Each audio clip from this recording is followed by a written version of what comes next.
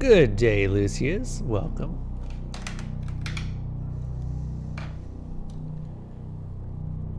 Yeah, sorry about the late start. I was working in the garden, and while I'm working in the garden, I usually don't have or I don't keep track of time very well.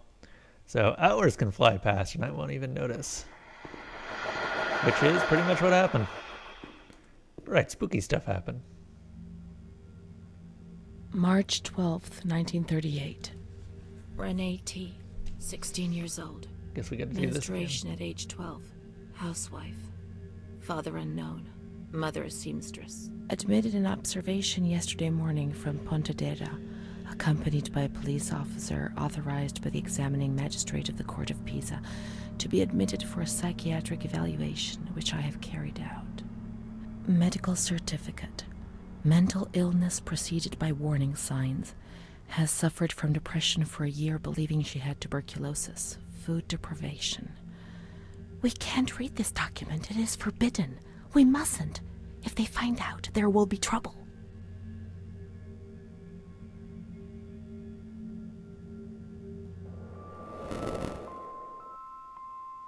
Have you ever wondered who you are? Yes, of course you've wondered. I'm doing all right.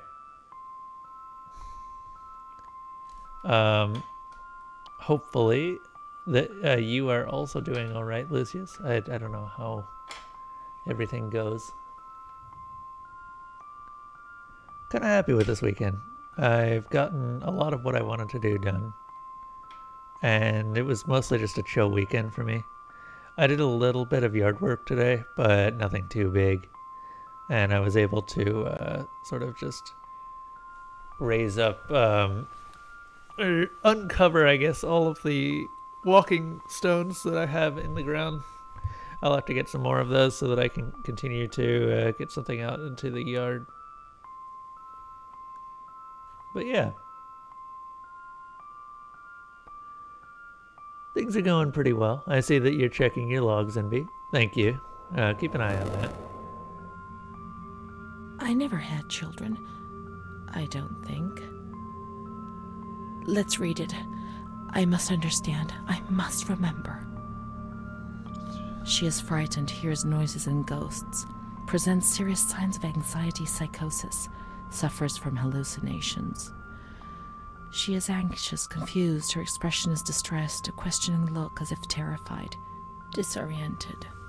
She feels confused, hears voices shouting in her head. She doesn't understand things properly. She has been feeling unwell for 2 or 3 months. When questioned, she replies, "My mother wants to hurt me. I am always scared of her. She chases me." "Why are you here?"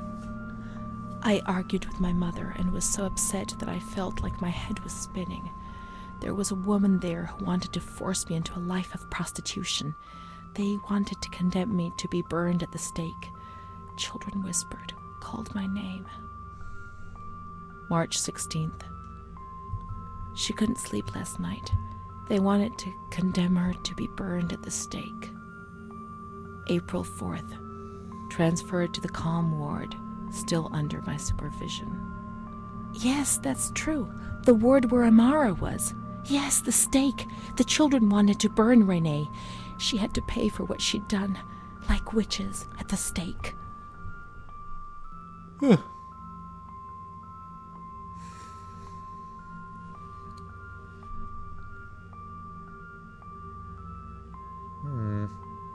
See, I'm wondering, is Renee our main character? What is the name of our main character? Do you remember, Lucius? Or was Renee a friend of the main character?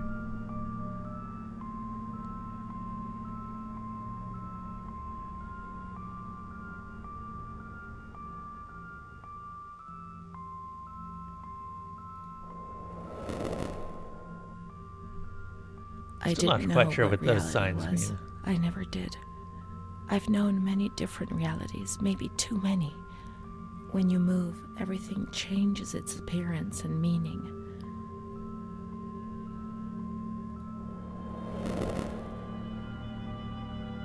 I have no points of reference. We'll just have to keep looking. April 21st. She's more awake this morning and is responding to questions, complains of headaches. She became agitated when she found out her mother was there. She says that one day, many years earlier, she was with a friend of hers and met a man who made her get into a car and took her for a ride. He made her smoke cigarettes and drink liquor, and the man showed her certain things. He tried to hurt her and made her go crazy. She says he promised to marry her and made her swear to keep what had happened a secret. These facts were essentially confirmed by her mother. After that, she became arrogant, impatient, and hostile towards her family, especially her mother. She started taking off her clothes in public. Her moods would swing from laughter to tears. She rants. She pleasures herself. It's not true. Renee hostile? It's all made up. They wanted to make her into something she wasn't, and then certain things would have been forgotten. Renee was the bad girl. Maybe I'm starting to understand. That's enough of reading these lies. Let's look for Amara. Amara? Was Amara the friend?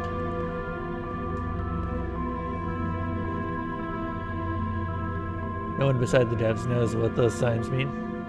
I think it just refers to the general disposition towards Renee herself and others.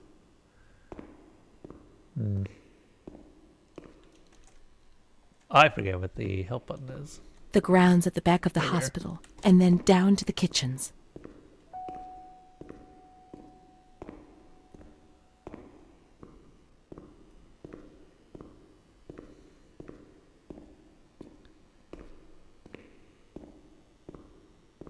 The back of the hospital? So we have to go outside.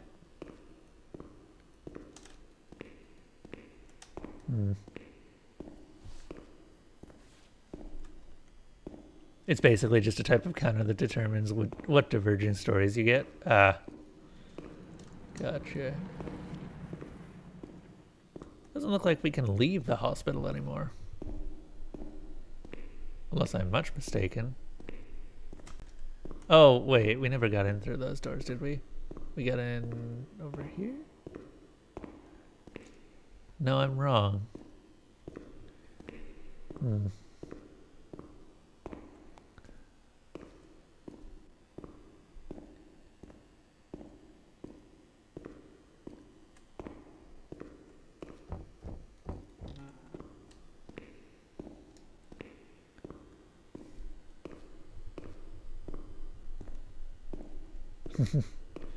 Good on you. Okay. By the way, I will be taking more suggestions for games to play since we have, with this game today, we should be removing another one from the list.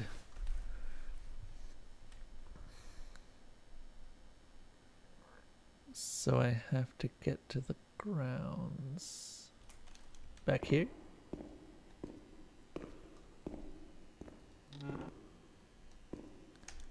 I forgot how crap the light was.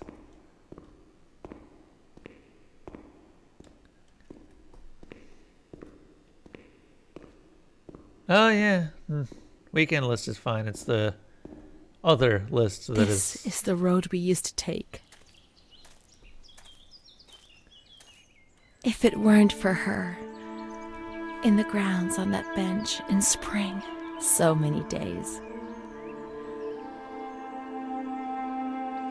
It was an escape, watching nature around us as she talked and smiled.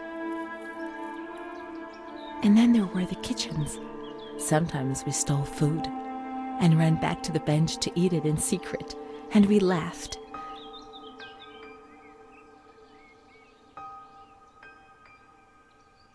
She did things to me. Sometimes she touched me. In the shower, I felt her body against mine for the first time. It was a shiver that warmed my soul. Eyes closed, the light slipped away. Control got added a while back.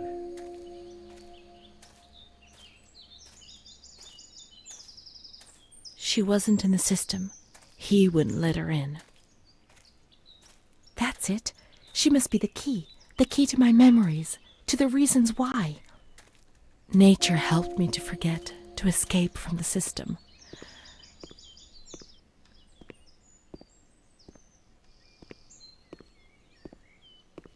The scent of spring. The land of light was far away, and we spent the days chatting on the stone benches.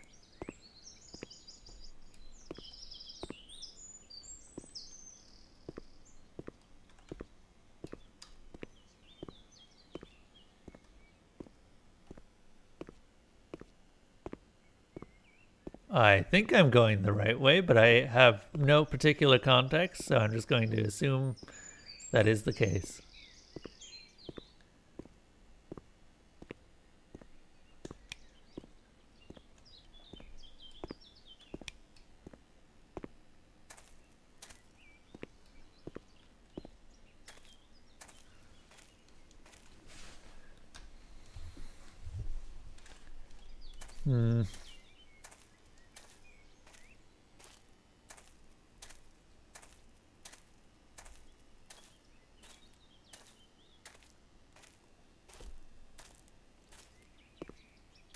Fair enough. Hellpoint will be interesting. That should be a much faster game than Elden Ring, and same style. We will see if Hellpoint ends up being interesting enough. I'm curious about the story, because they do seem to try and go into it a little bit, and the idea of a space station orbiting a black hole seems like an interesting hook.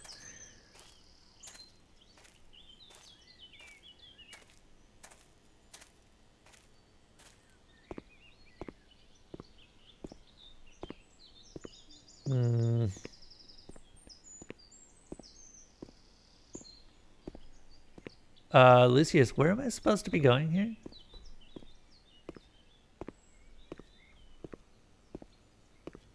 Fair. I appreciate that. You're willing to give pretty much everything a try, and unless it's super offensive, then you do stay, and that is something that I could not ask for more.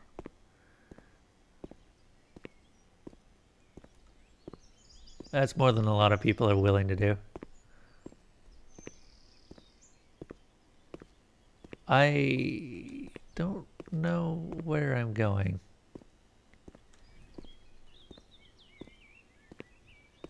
Oh, needed to... Oh, yeah, right. Okay. So we just gotta find the bench.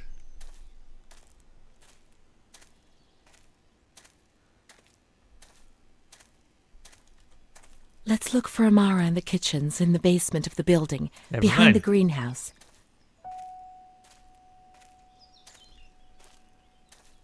In the basement of the... Kitchen's in the basement of the building behind the greenhouse. Where's the green... Oh, wait. We passed the greenhouse on the way in. Didn't we? I'm not hallucinating, right?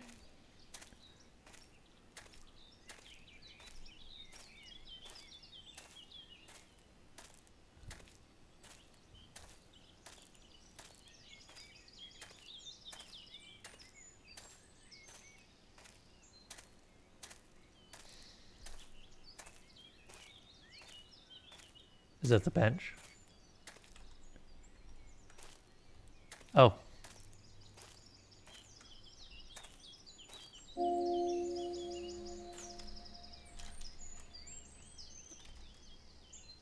Renee's diary.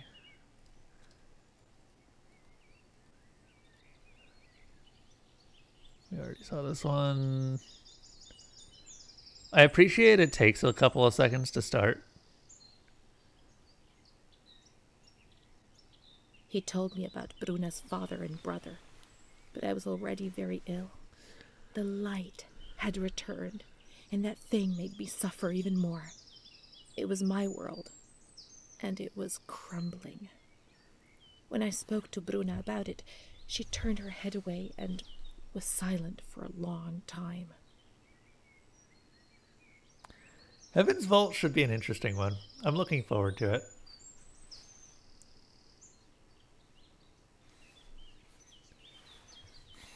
Prince Charming doesn't exist, Renee.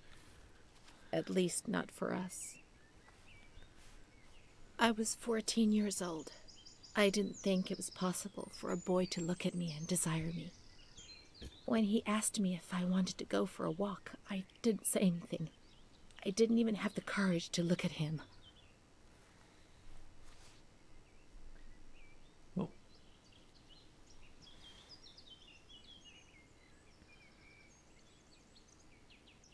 Things improved for a number of years. Then, suddenly, everything came crashing down. One evening I came home drunk, and the following morning a terrible crisis overcame me, all of a sudden.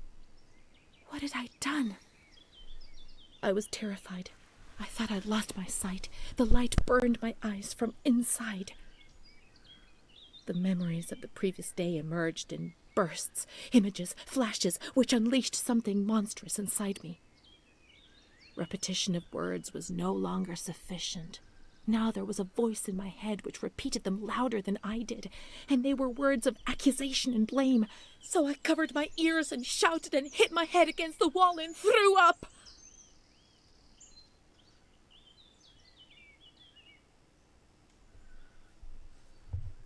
I remember the doctor, the wall filthy with blood and vomit. My mother wasn't looking at me. Bruna was crying but trying to hide it. Charlotte was beside me. I never told anyone what had happened. He came to visit me, but I refused to see him. I became agitated. I think he liked me, even though things turned out badly. In that period, I began to suffer from memory loss. The few things I learned didn't please me at all.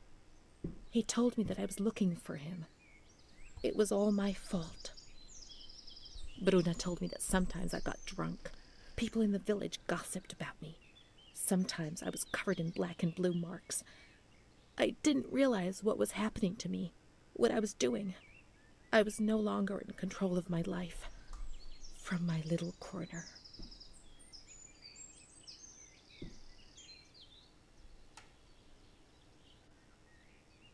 He felt accused, hurt. I chased him away. I insulted him. He was proud, handsome. He said things about me to other people, which he shouldn't have said. Mother caught me coming home drunk. She beat me and sent me to speak to Don Gino every day. He came back and tried to speak to me. I think he liked me. Sometimes I sent him packing and I started shouting at him. But other times I embraced him. I held him tight and loved him.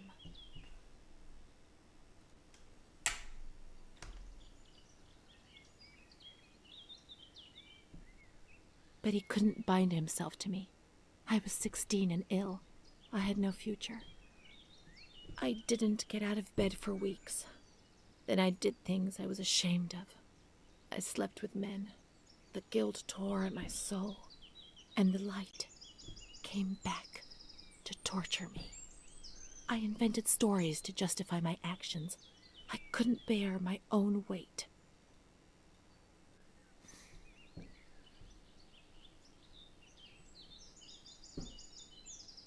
Mom found out about it. Her voice split my head.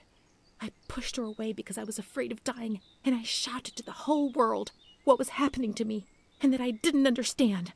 The police arrived, and they carted me away. Okay. I think we've seen all that. I'm going to go over all of those again at the very end to see if we can, find something more. Is this our bench? This was our bench. Yes. We often went to the kitchens. She sometimes went on her own when things were going well.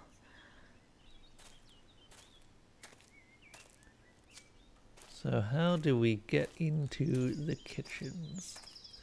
I guess we keep following this for now.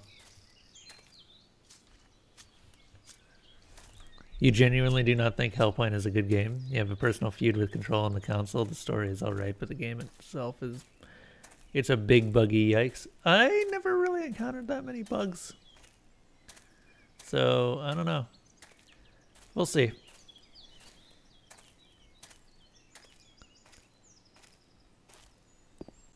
Ah. Oh, that's some trauma going on right there.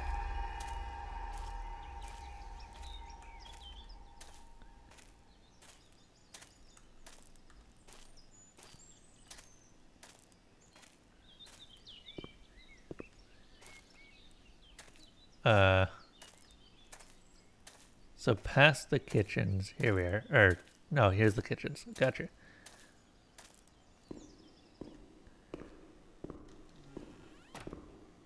Come on.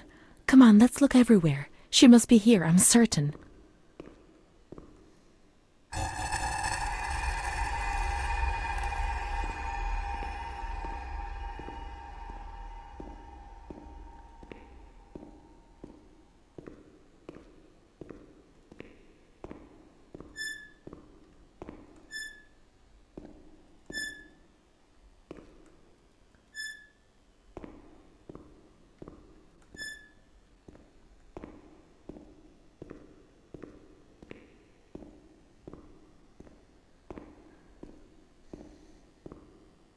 It might be an issue with the PS4 version of the game. I played PC Keep and looking. it didn't seem to We be mustn't give up. having any issues, so hopefully it'll play again nicely. Now, what I would like to see is if there's a New Game Plus, because I still have the old save files. Although I don't know how to use them. Where could she be? We've got to talk to her. Everything will be all right. But being here now, I don't like it. Come on, let's look for her, quickly.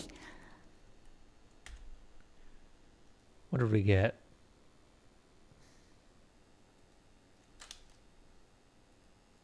It's hard to tell which pages are new.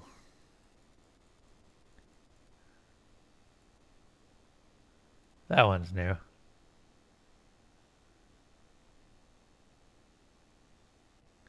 I no longer considered my body as something disgusting and ill. Far from it. I began to look at myself, to caress myself, and smell my own skin. I began to explore and experiment, finding physical pleasure. My ideas were not very clear, and I never spoke to anyone about these things. Bruna, however, spoke about them.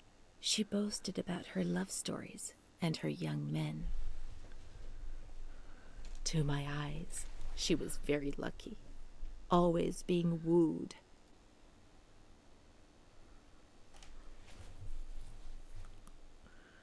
By marvelous, generous, and kind boys. Thus, I fantasized about her adventures, pretending that I was the main protagonist. But how could I ever be like her? Occasionally I recall that she had black and blue marks on her body, but I was so naive that I did not understand. I did not put two and two together. It was Don Gino who explained things to me a few years later. That's a bit worrying.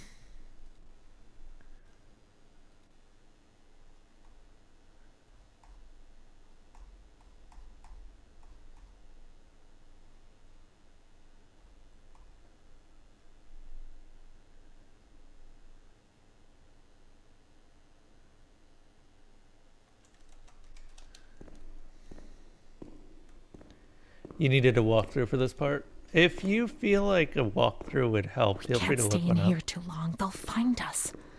When they found us... Come on, hurry. We've got to find her quickly. Are we... We've got to get out of here. They'll find us. But not now. Not yet. Amara's not here. Maybe she's in the showers. We can find her there. The water was often cold. When it was cold, we ran away. But when it was hot, then she came to Renee under that cruel white light. I can still feel the shivers her body gave me.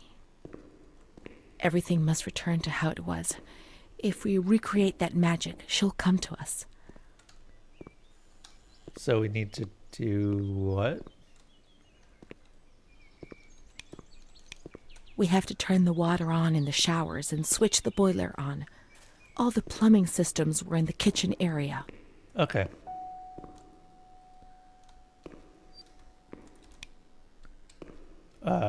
That's not helpful. I'm guessing that this is important at some point.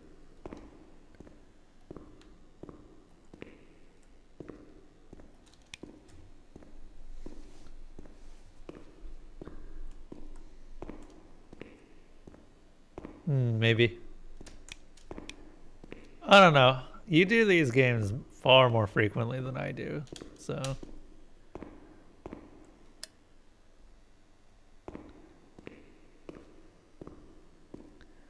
Though I do appreciate having these lights.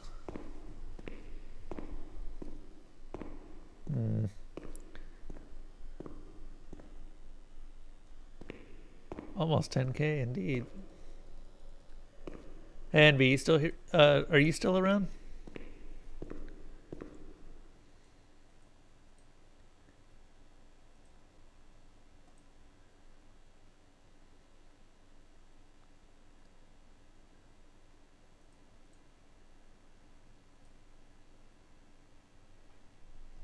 $36,804. That's wrong. It should have been updating at least a couple times by now. You've gained 0 logs. That's worrying. I'm gonna have to keep looking into that. Maybe there's some mistake I made. Hold up. Let me check the bot. Today we're also messing around with some updates to the bot recently.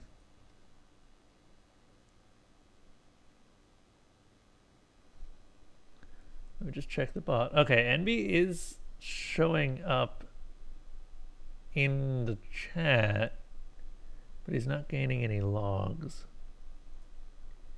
That's interesting.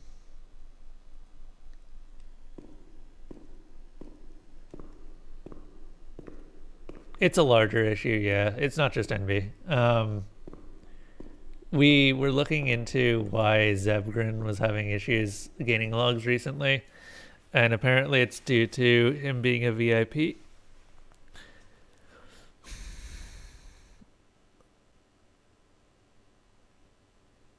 Yeah, we'll see. Let me just double check and make sure I have the new code. It's possible I don't.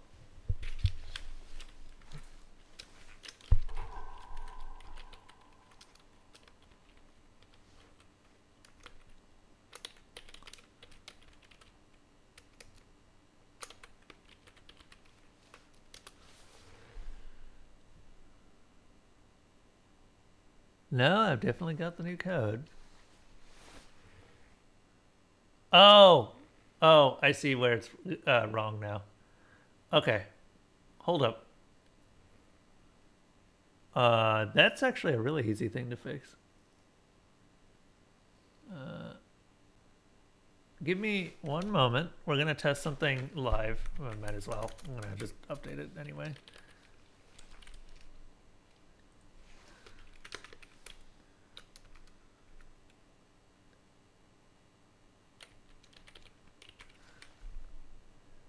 Yeah, it's still functioning like it. So now it's actually detecting everything, but it wasn't updating the correct set of people. Bot should be restarting just a second from now. All right, NB, go ahead and keep an eye on your logs again, and we will see where that goes. That should fix it, though. There were 2 locations I needed to change. Now, water system. Are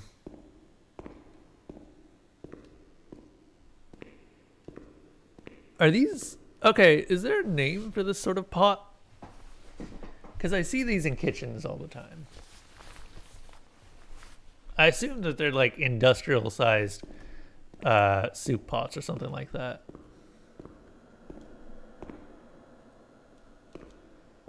Nice. Although, that seems a bit weird. I don't know why you suddenly... Well, right. Okay, yeah. Cool. This is good. We will keep an eye on that and see if it's updating. And then I'll have to make a change to the actual gate code. It does almost seem like a bit like a kiln. I think they're more for soup, though. I'm not sure.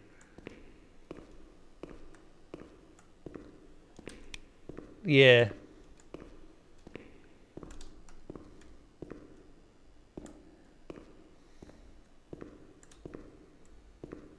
Can I interact with any of this? So she said we needed to turn the boiler on. Right? Turn the water on in the showers and switch the boiler on. Okay. Where are the showers?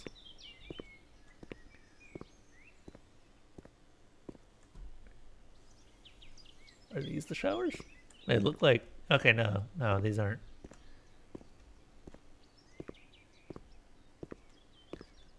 Those are... This is the boiler, I think.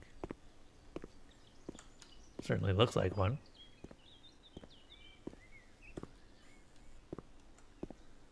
Okay.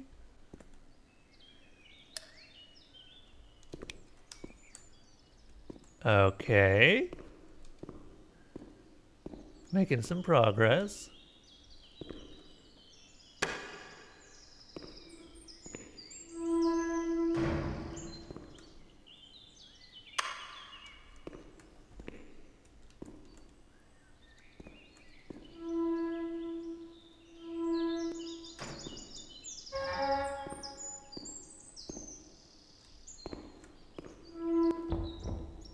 This one seems like it's broken now.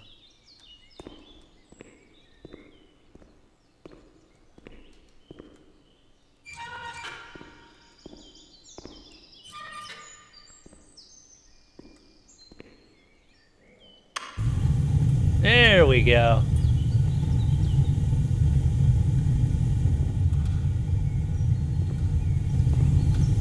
Happy times. That's the boiler.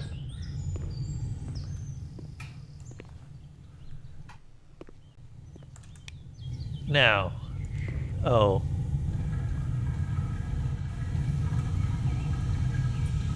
Laundry. Now everything is ready. We can go to the bathrooms. We can go along that narrow corridor in the kitchens. We'll meet her in the showers, yes. Why did that puzzle suck ass in your memory? I don't know, dude. I really don't know. That didn't even feel like a puzzle. That was just switching on stuff. Oh, hey, it's Sungniff. Look at him. Sorry, look at them. Sungniff, I do not actually know your gender, so I'm not going to make assumptions. But yes, how are you?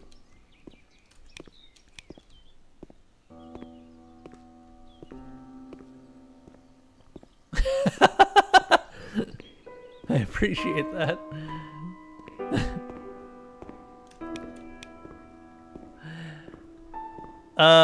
Just a heads up, by the way, this does have some somewhat dark topics, so if you are at all sensitive to that, to stuff like, well, let's be honest, there is some rape in here, but I've been told that we're already past that, so I don't know if that still holds true. Don't want to sugarcoat that. Oh.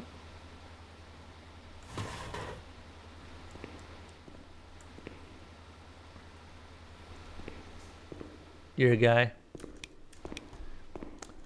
Well, yes, then. I will refer to you as a he.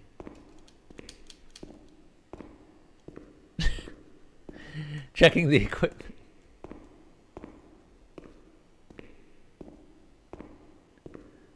Okay, good. Yeah, that definitely was not one of those things that I was exactly happy to see. But you did warn me, Lucia, so... Oh, wow, I never actually opened this, did I? Look at that face. We're just going to shut that.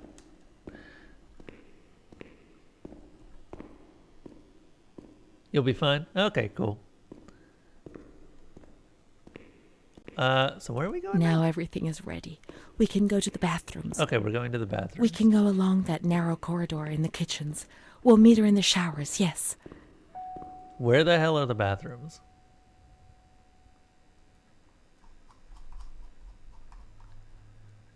So this is the kitchens. No.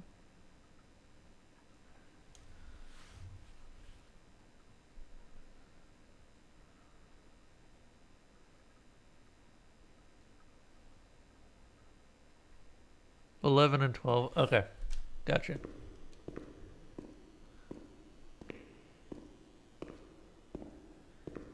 We need to go back here and take a look around. You know, we haven't actually looked in here. This is a bit of a walking sim. Feel free to ask for a bit of a recap as well. I know that a lot of people come into these story-based games and then leave because they don't really know what's going on. I am trying to avoid that. You would love a recap? Okay, so recap is basically... Everything's ready. Let's get undressed and leave our clothes on the hooks in the changing rooms. Fantastic. The recap is that we are Renee, someone who was initially committed to this insane asylum as a child, and then lots of bad things happened to her. And for some reason, she's come back to get some information about maybe Imara, her at the time girlfriend. I don't know if they recognized each other officially as girlfriend, but yeah. That's pretty much all I know right now. We're trying to figure out what's going on.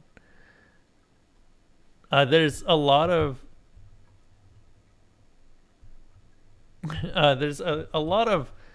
darker topics because apparently the asylum was not being run on the up and up, and this also took place. When did this take place again? And Lucius has also played this.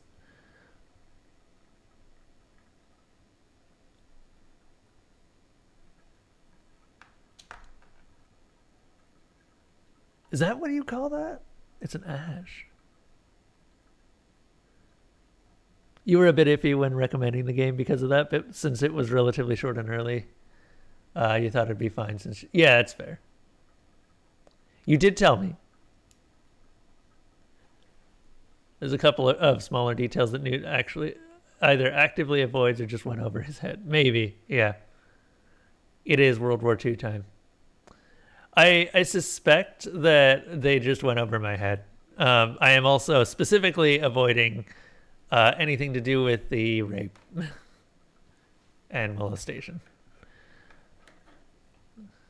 That is important to the story, but if that gets more important, I will bring it up.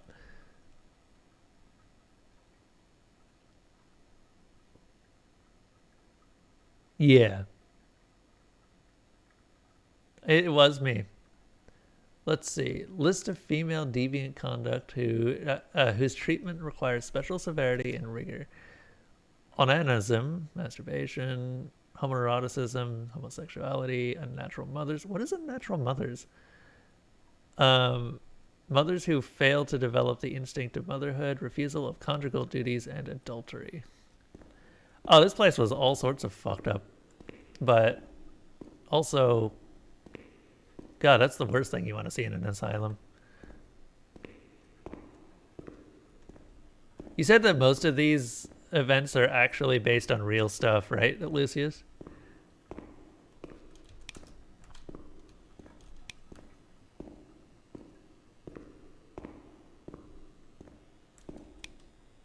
Are the most random ass indie games, yeah. Yeah, we'll see what we get. Right now, we're kind of just chewing through a bunch of older games on the list. We have actually gone through the entire old list and are now just trying to push through some of the newer content that has been recommended. We're going through it so fast that I'm actually kind of surprised at how effective how effective the new list system is working. Now, she said to leave our clothes on a hook, but I don't see a hook. Oh, here we are.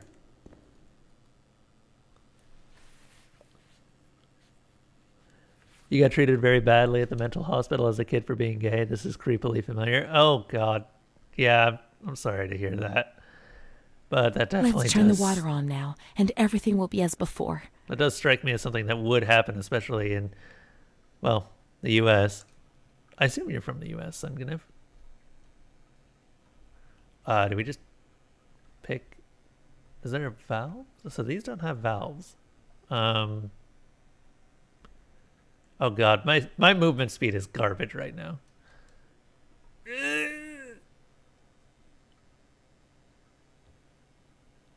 He is a keyboard from Denmark. Okay. Obviously American, of course.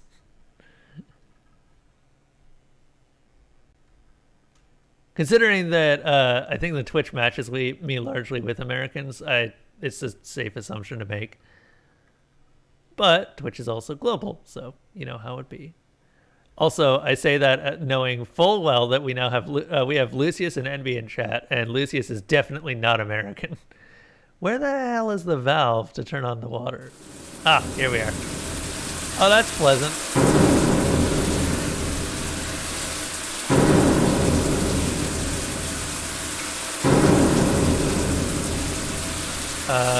Leave?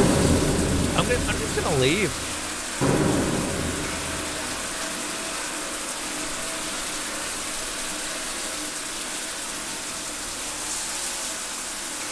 Yep.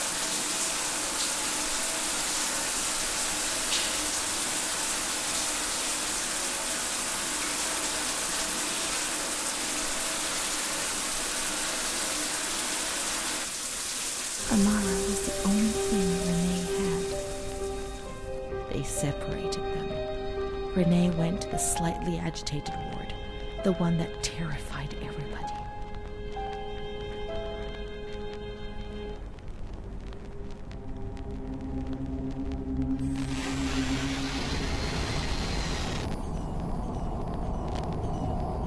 Ugh.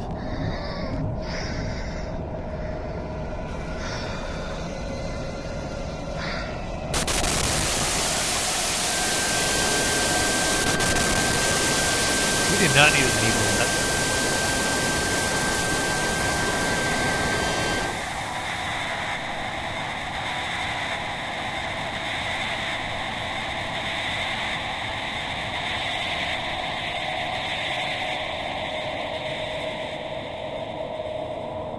Those injections were a torture, the just punishment for what I was doing. Really? And what about her? Who knows where Amara was? They had taken me upstairs into the ward where no one wanted to go. Okay, so we need to go upstairs.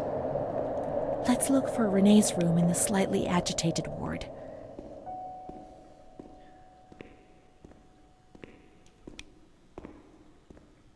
All right. Later, Sunguniv.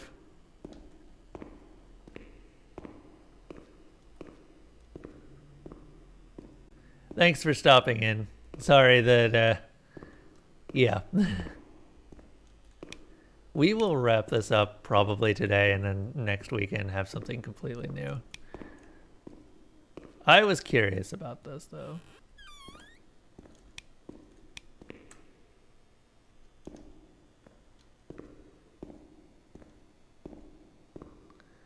Nah, you're fine, Lucius.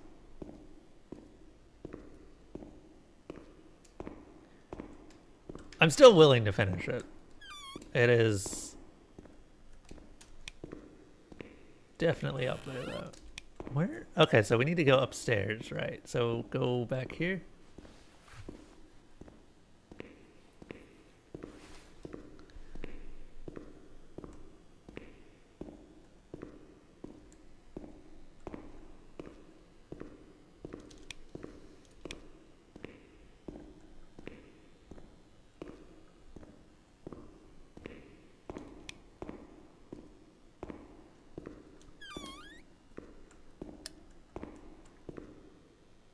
So where is the slightly agitated ward? Semi-agitated ward is 6. 6 is on the left here.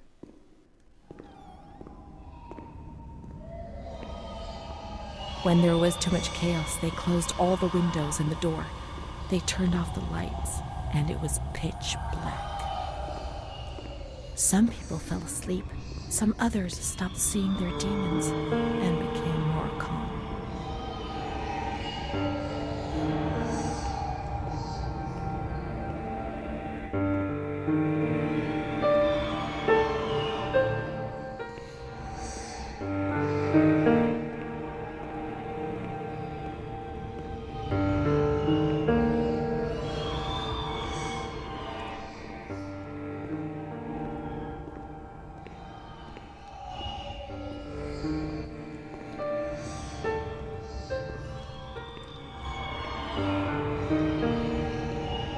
We're a little bit more than halfway through. We're on chapter 8 right now.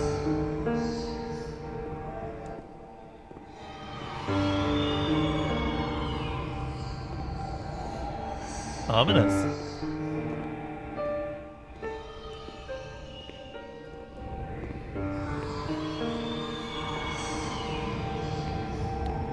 Let's close the window shutters, the door, and switch off all the lights. We want darkness.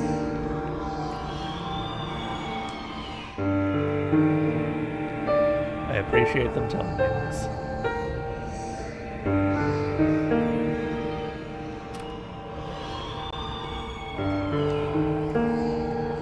There are no window shutters to shut here.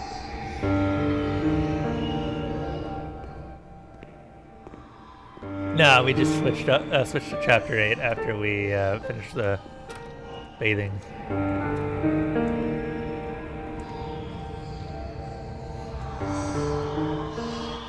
We'll close all the window shutters we can. How's about that?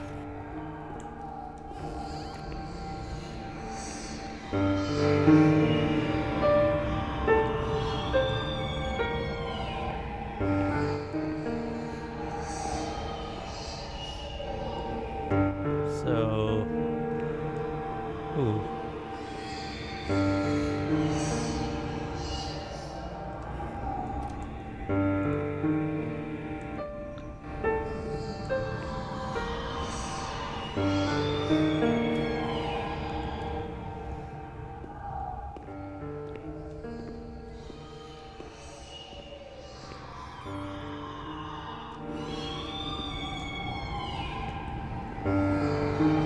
I'm doing excessive window shutting. Do I just need it to be in that one room?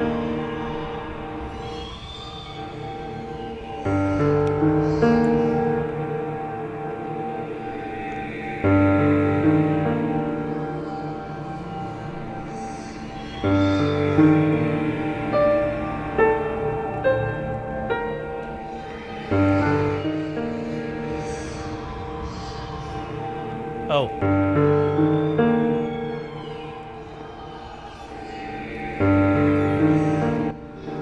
They put a straitjacket on you.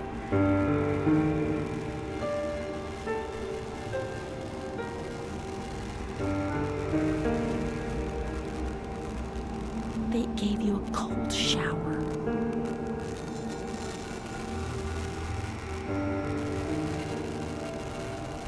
They suffocated you with a sheet.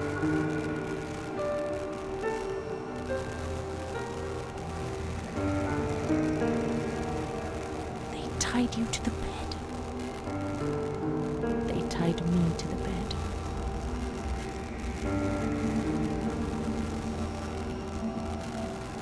A woman died next to me, choked by her own vomit. She was tied down because she wouldn't stop pleasuring herself. I can still hear her death rattle. I screamed, but nobody came. Everybody screamed in there, all of them. It was then I saw the doll, which wasn't Charlotte. No, she wasn't Charlotte.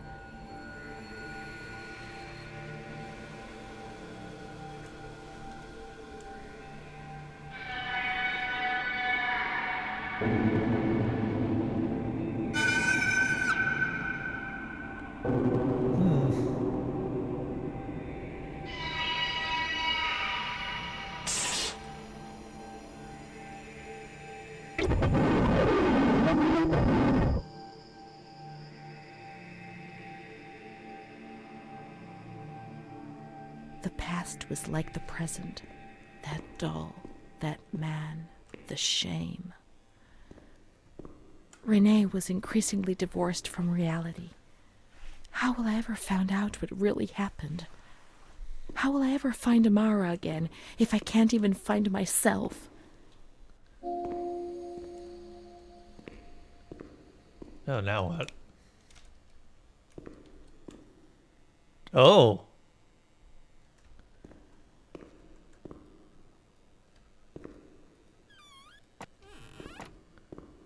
Well, I will interact with the one interactable thing we have in this room.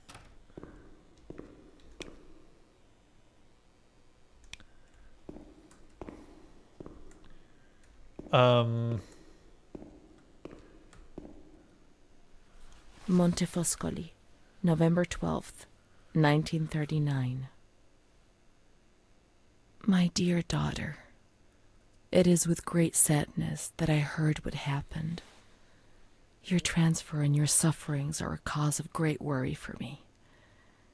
It will take time, but you'll see, things will improve. They'll treat you and you'll get better again. I pray a lot, every day. Write to me often and tell me if you need anything. I promise I'll do what I can. Try to be strong. Mom.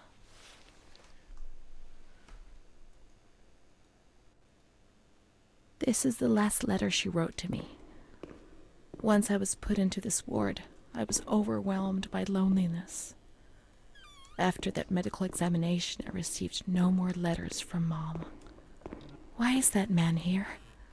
Why doesn't she come to see me? Did I make a mistake? It didn't seem like she wanted to abandon me. What did I do wrong? I'd like to be able to reply to her again now, to change things.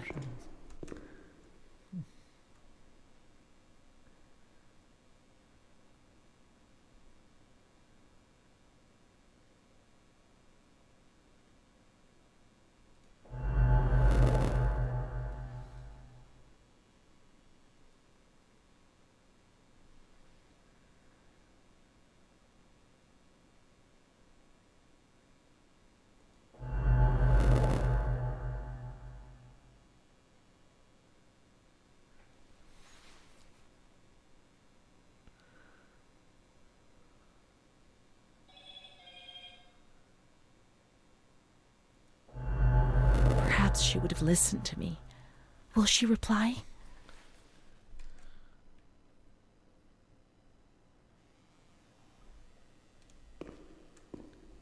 The letters were sent to the archive. It was their job to post them.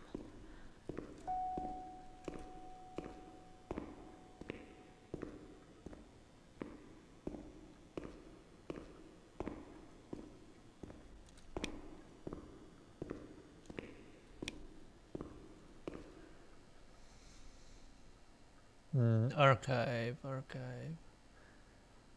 Probably on the first floor.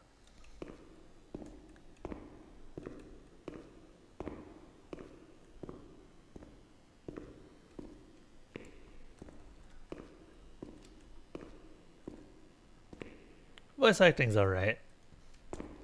They're putting in a bit of extra effort to have Renee's voice actor actually act out what she might be feeling, so I appreciate that.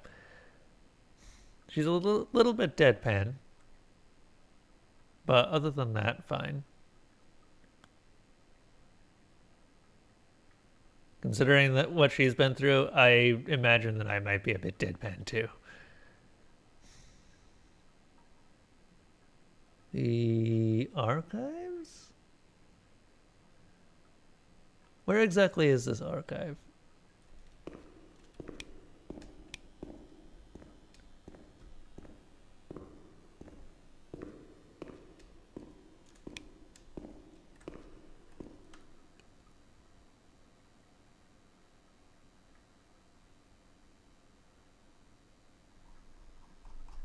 What is 10? Ah. Well, it starts with an A. 10 is this way.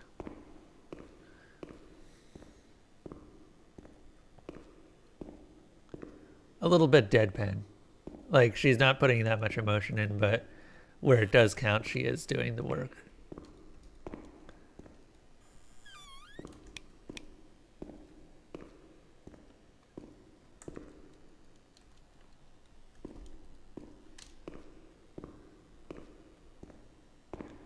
Which, honestly, the subtlety might be what's needed in this sort of situation.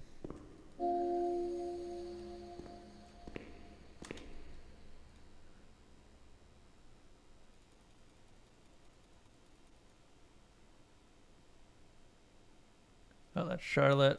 This one.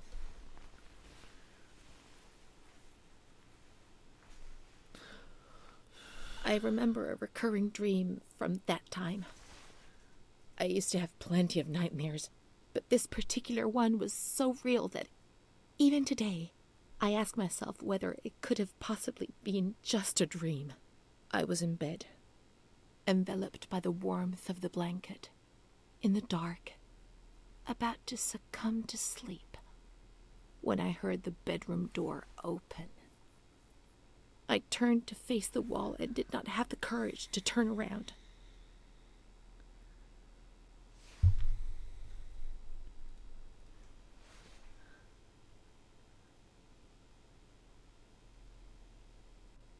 I only saw a shadow cast against the wall by the light filtering in through the door.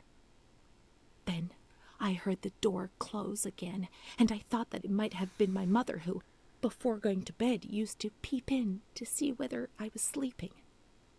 However, there was no time to breathe a sigh of relief, for footsteps approached the bed, and I heard the sound of breathing close by.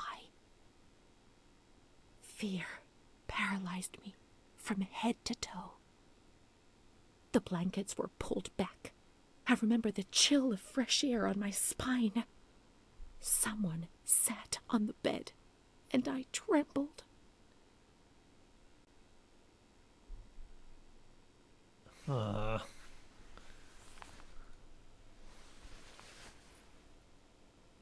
I think we can guess from this page of what happened.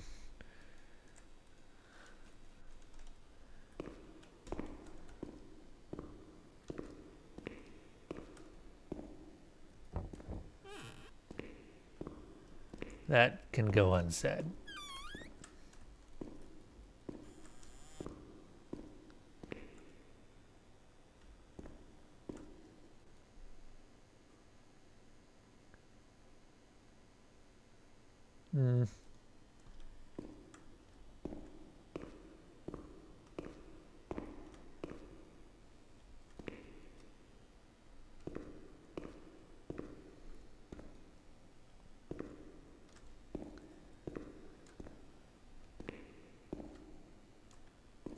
Where do I put this?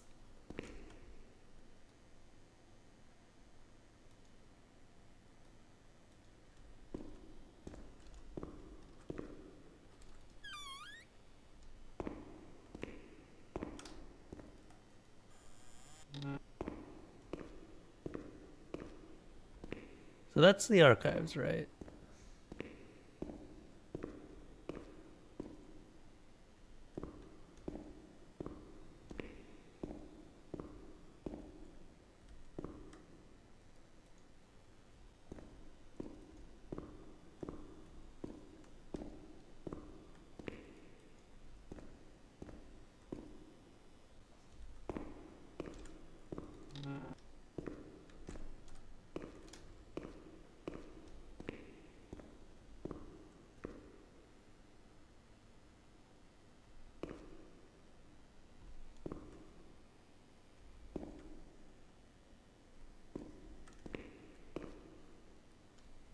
Maybe this isn't the archives.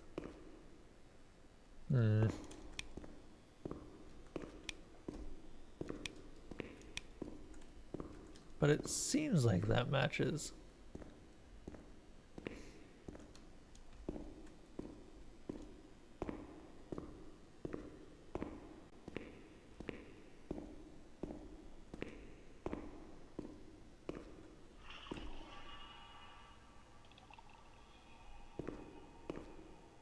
I don't like that.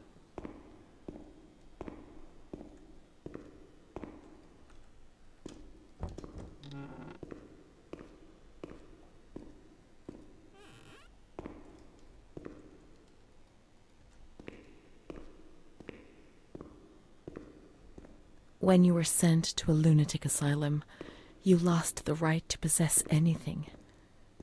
Everything you arrived with was packed up and stored here, even the clothes you were wearing, in case you were released one day. But far too many never left.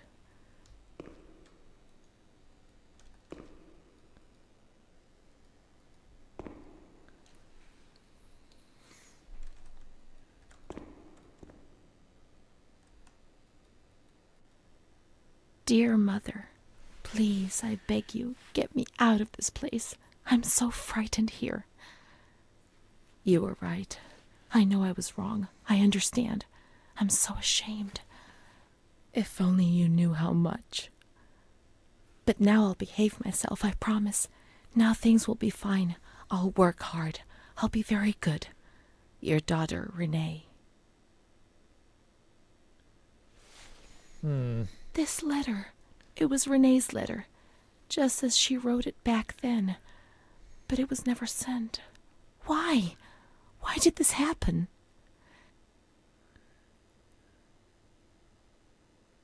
I received your letter, Mom. You tell me to be patient and strong, while I only feel fear and pain. And you don't write to me anymore. If only these words could be my soul, I'd tell you what was happening to me. The kids want to kill me. They all look the other way and tell me what to do. I don't understand. She helps me, but what have they done to her? Can you tell me?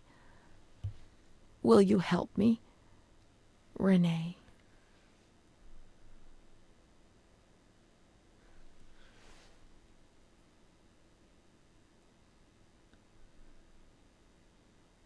Montefoscoli, July 7th, 1940.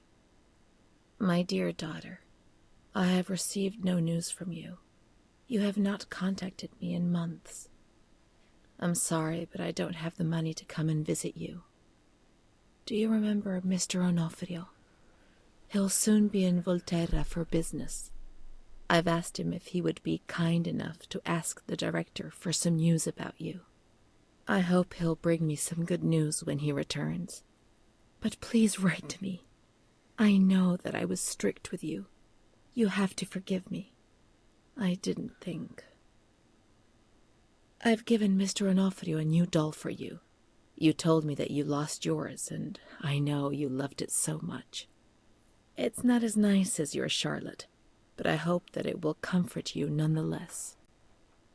Keep your chin up, darling. Everything will be fine, you'll see. Mom.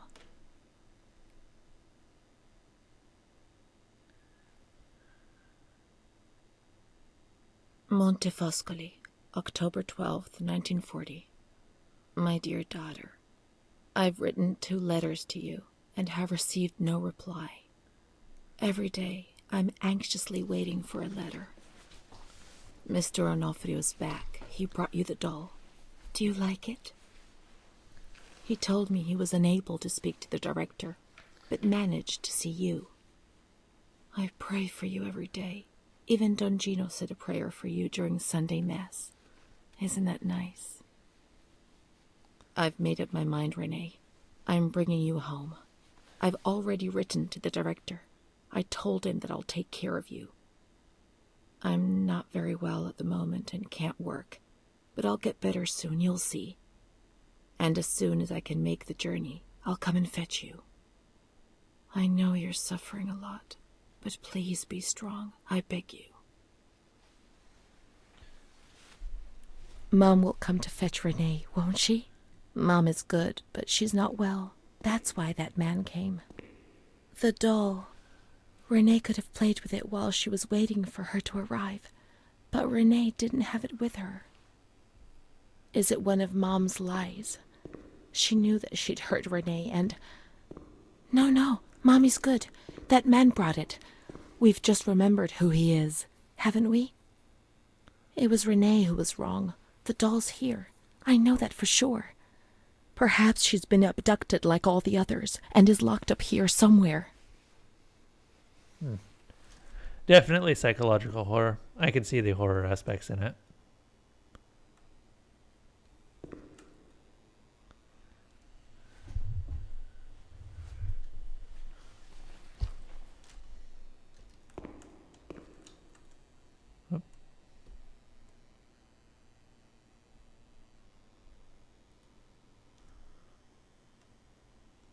Now we can open the bundle on that table in front of the window. Clothes and a doll. You see? Mom was good. I was bad. Mom was worried about Renee and Charlotte. I abandoned Charlotte. We've abandoned her.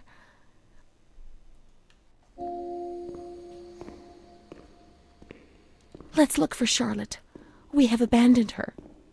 Will she still be where we abandoned her, under the warm lights?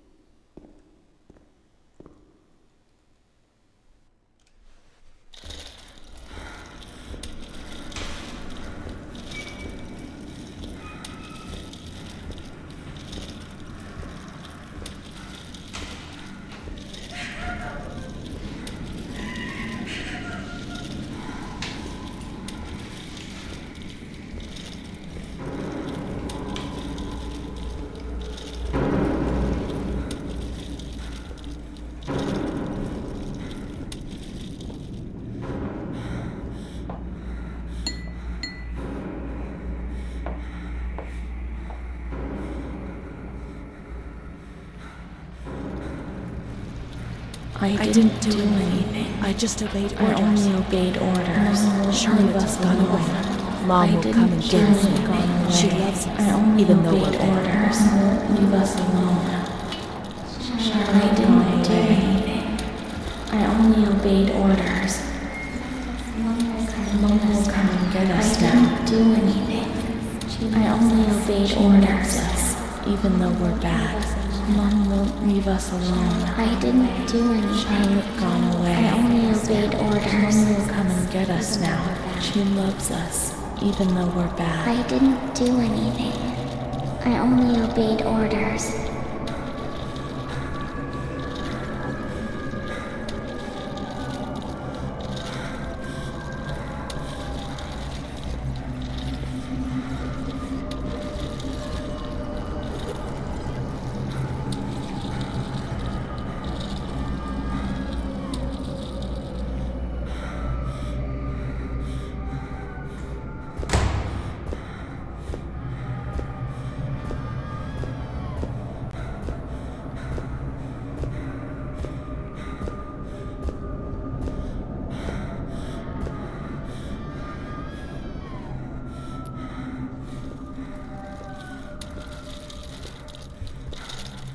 Hi Bart, I'm happy you're here. We can have a comfort cat. If things get super dark, we can just take a bit of a cat break. Everyone likes the cats. Yeah, Bart.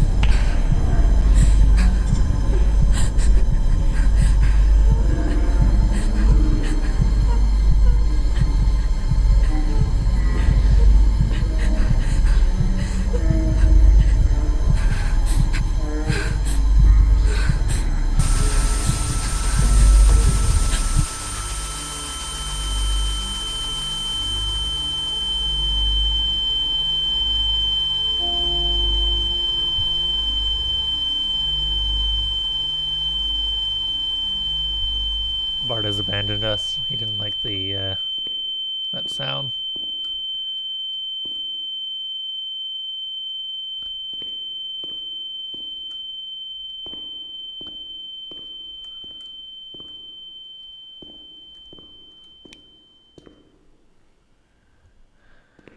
Okay. What was that doctor writing, sitting at his desk?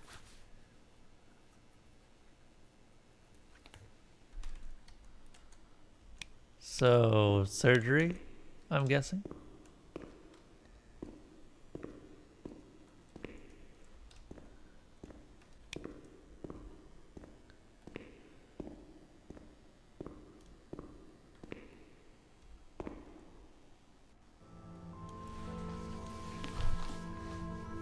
September 7th, 1938.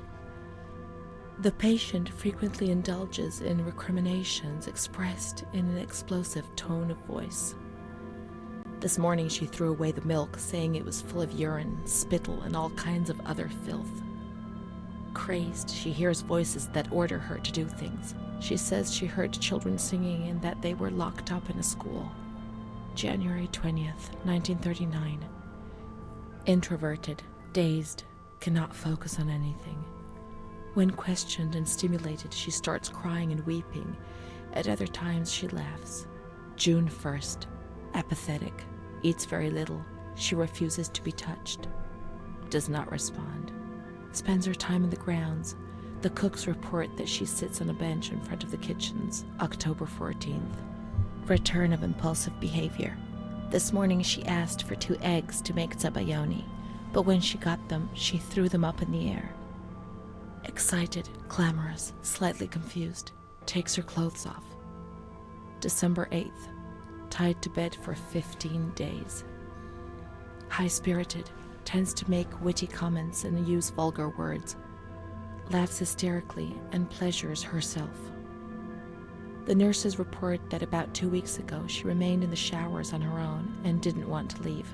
They said that when they took her away, she swore at them and then lashed out and bit them. 2 nurses had to be treated for their injuries.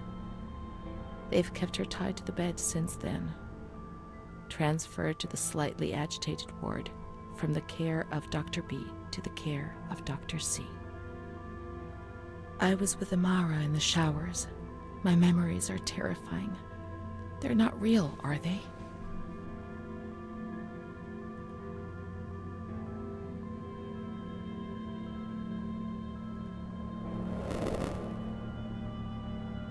December 15th. Dr. C. Patient notes. The abnormality of her psychic state has induced her to lead a life which is irregular and tends towards delinquency. Of fickle and flighty character, she regularly discards her household duties and engages in occasional prostitution. Delinquency? Prostitution? Renee? It seems so strange, unreal. It can't be true.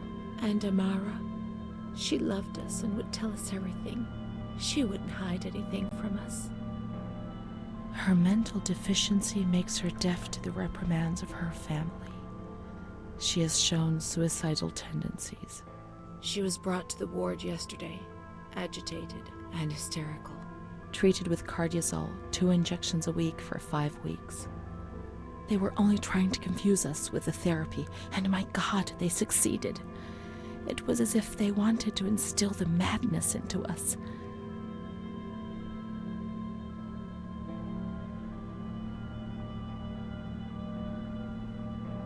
There were so many of you?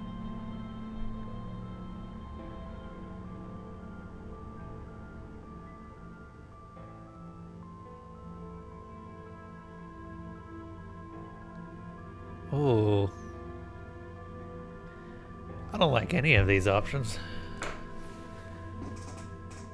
A and B seem like a justification of the treatment, but I also don't have enough context to understand. I mean, Renee seems like an unreliable narrator.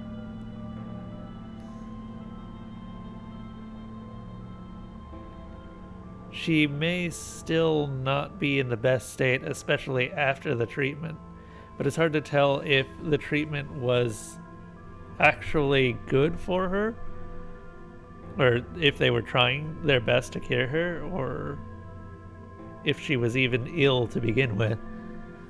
It's possible that she got worse because of the treatment rather than because of the initial conditions not being cured.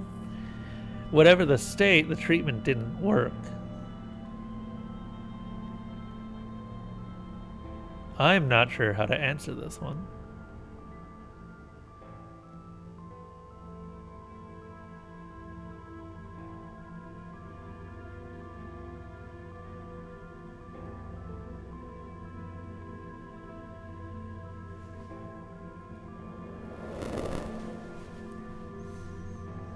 The therapies removed the light for a while, but also all her will, desire, and hope.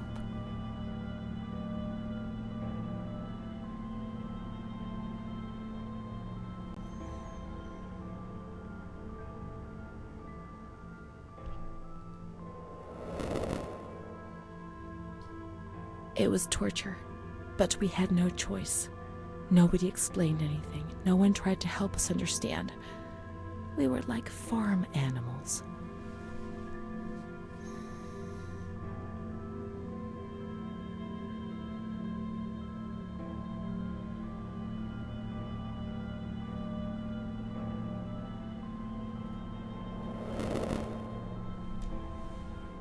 June 2nd. After a long period of calm and improvement, the patient is very agitated today and vehemently refuses to submit to a gynecological examination. She swears and curses those helping her, flailing her arms and hitting them. According to reports by Dr. B, the patient has been subjected to periodic checkups since she had a spontaneous abortion about 2 years ago in her 3rd month of pregnancy. Conception occurred after she had sexual intercourse with a stranger who sneaked into the hospital grounds. Details are contained in the charges filed at police headquarters in Volterra, a copy of which is attached to these clinical notes. ES therapy. A spontaneous abortion? It's not true. I can't believe it. How could I have invented things if I didn't even know what they were doing to me?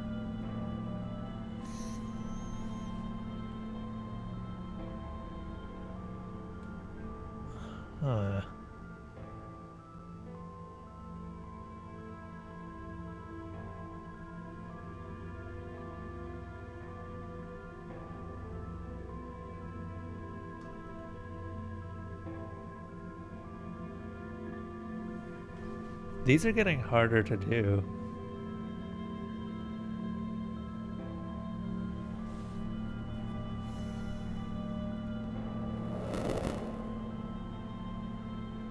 And the stranger in the grounds, I don't remember. Was that another lie? Or was another memory removed? God, my head.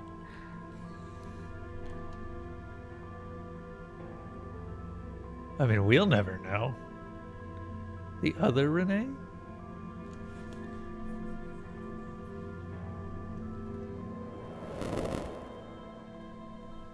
June 13th.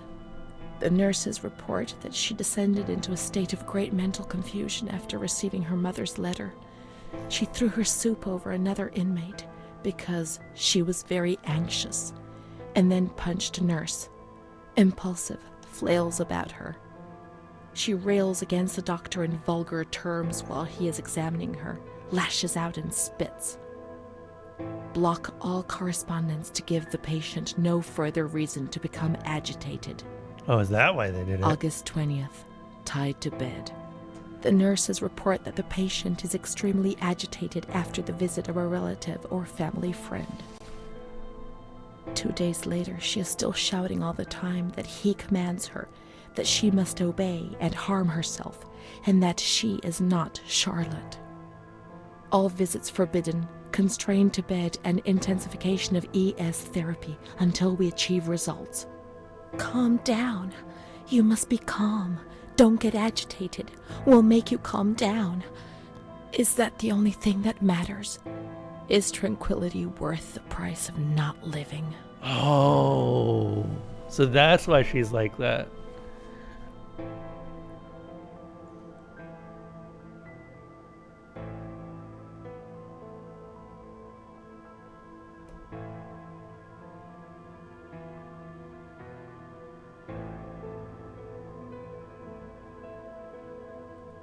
The treatment killed her ability to March express 3rd. emotions. Alert, correct attitude, replies when questioned. The nurses report that the patient is calm. She washes and looks after herself. She affirms the existence of a certain Amara. She says that Amara is a patient who disappeared when she was moved to this ward. No confirmation. Probably a regressive hallucination. Evaluate transfer. Did I imagine Amara? That's not possible. She was there. I know she was there. I feel it. She must have left some traces of her presence.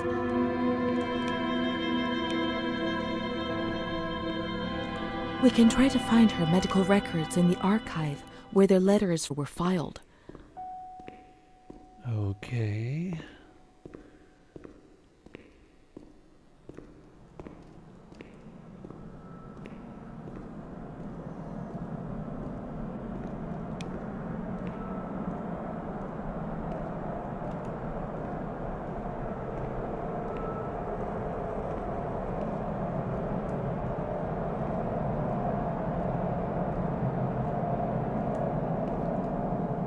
Medical record. Try downstairs.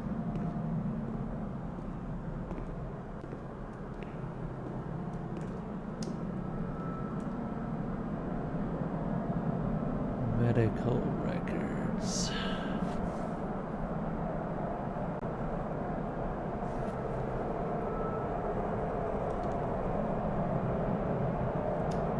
I'm not seeing a medical records. Oh, in the archive. Okay. Archive is upper floor or lower floor?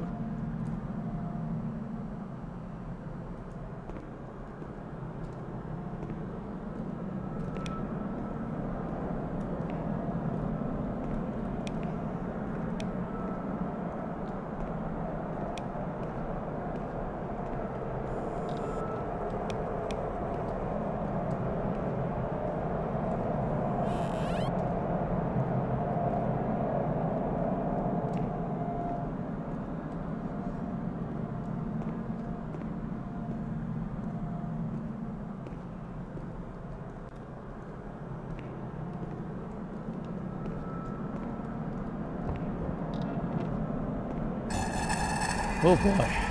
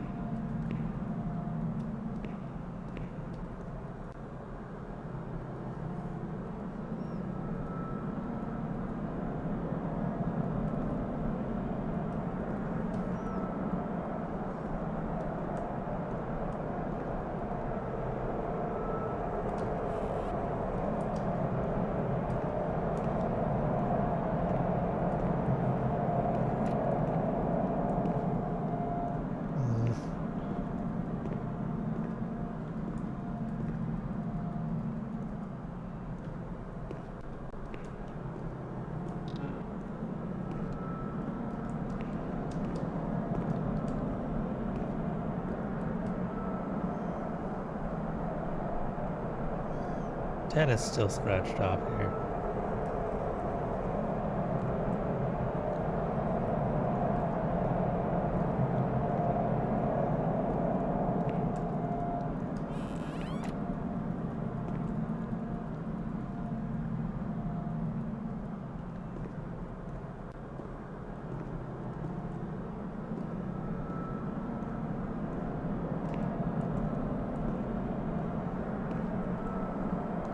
Surgeries.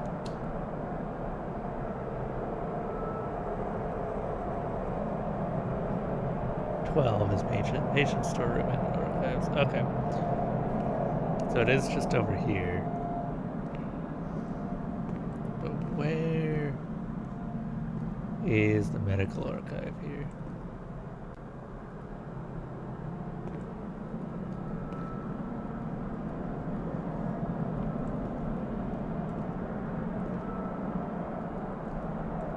Amara B., aged 32, housewife, mother of 2 daughters, married to Mario B.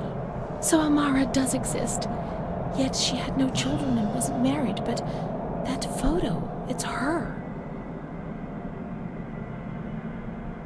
June 3rd, 1936. Admitted yesterday, showing signs of improvement. June 8th. Cheerful, calm, and tranquil. Her behavior is good and she's keeping herself clean and tidy. Discharged on June 10th. April 28th, 1937. Arrived accompanied by her husband in an anxious and nervous state. Has difficulty speaking, trembles. Discharged May 14th. March 8th, 1938. A few days before Renee was admitted, she told me that she too had been admitted only a short time previously. Arrived yesterday in a febrile state. Discharged March 14th. She didn't leave. Certainly not after a few days. No. June 22nd, 1939. Readmitted once more. The patient shows rapid improvement. Discharged July 2nd. August 1st, 1941. The latest of many admissions due to agitation. Discharged August 27th. She came and went, stayed only for short periods, but I remember she was always with me. What's going on? March 4th, 1942. Back again, the same situation. March 8th. Compared to previous admissions, the patient seems depressed even after a few days, although her demeanor is calm and she is attentive. Discharged March 25th. April 2nd. The patient is distracted and apathetic. Her husband brought her here and said, "She's not eating, doctor. She spends all her time sleeping. I'm so worried, doctor. You know her. You can help her." April 6th.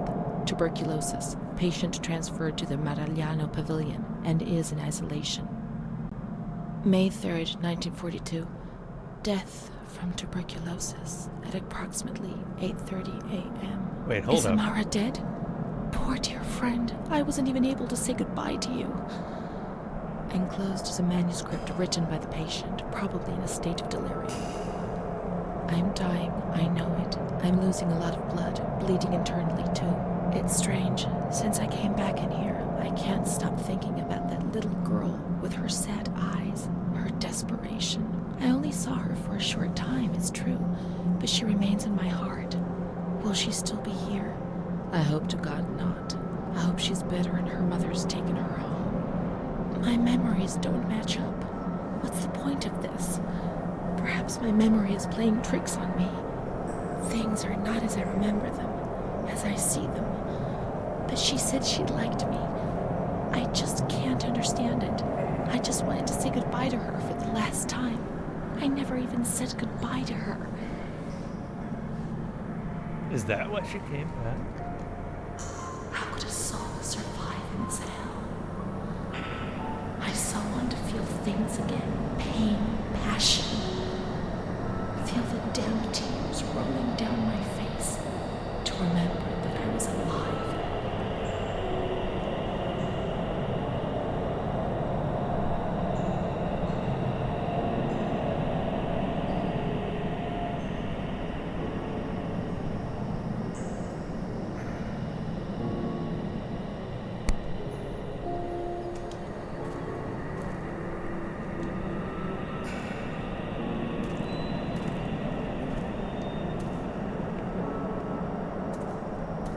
I can't be sure it's Amara's.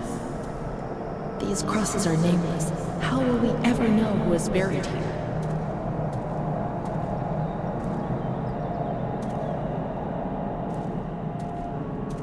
There are no names here. Amara no longer exists. Maybe she never really existed, and I was already dead. Why go on living? Let's put an end to it. I want to leave a letter. I want to apologize for the suffering I have caused.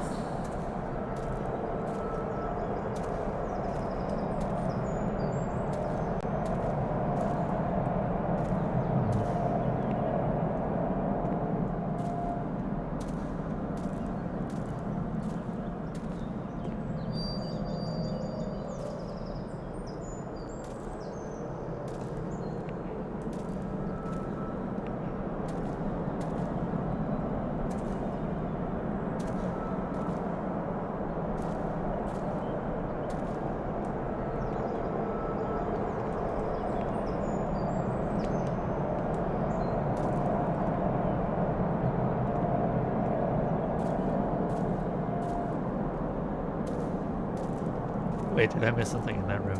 Hold on.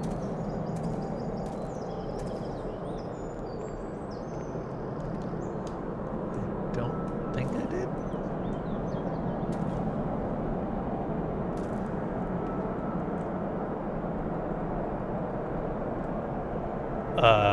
Lucius, is there a thing I need to do here?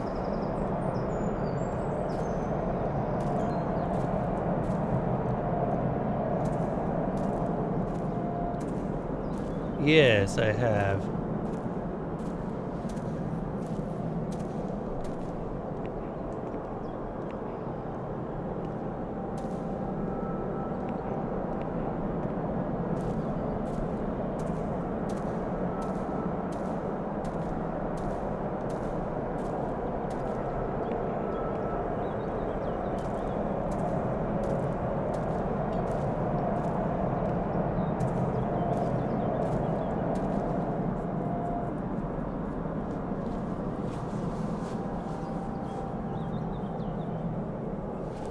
Okay.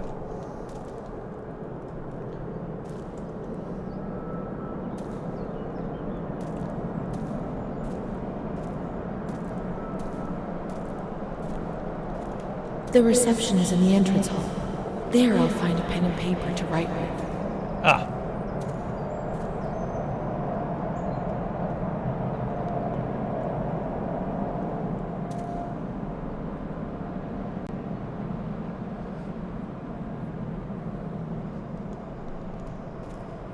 Pen and paper.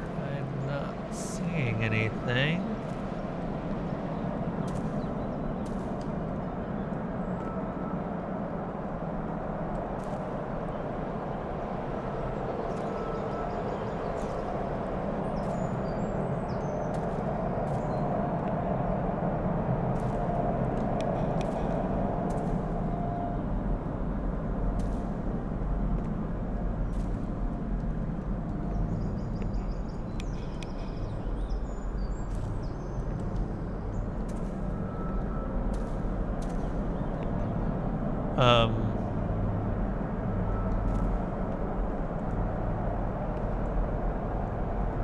I have been assured there is a pen and paper here. Chapter 12.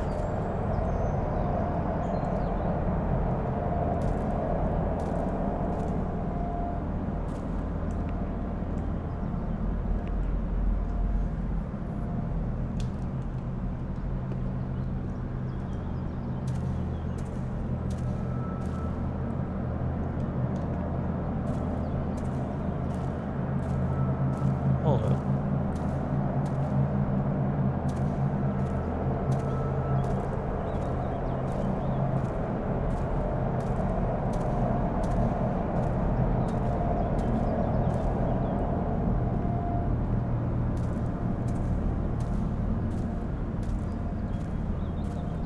I always wanted to stop doing the things I used to do, but I just did it again and again.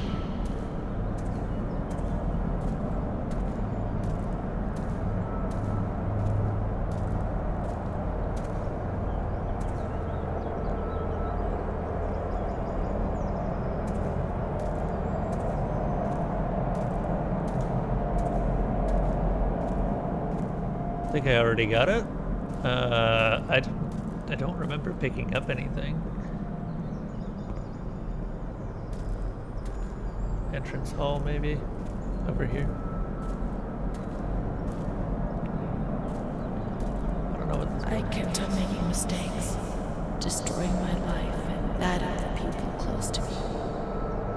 My soul was rotting in a state of sin.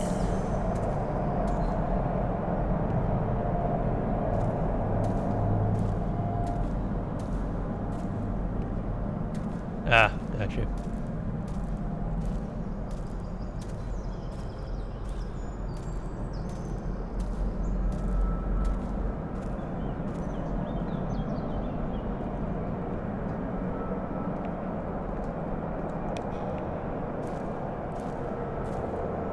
My life has been one long mistake.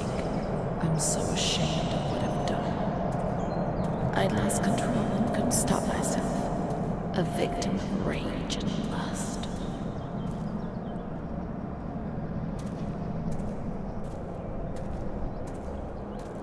We'll keep going up the hill. The most obscene desires.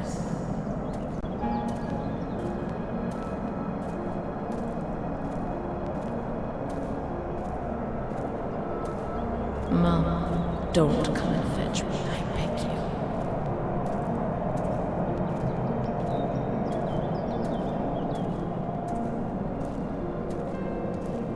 I deserve to be in this place. It's my only chance. But I'm not brave enough to keep on living. Not like this. Not with this shame which wears me down every accursed day. Not with this anxiety which transforms everything into fear. Not like this. But I'll never change, Mom. Never.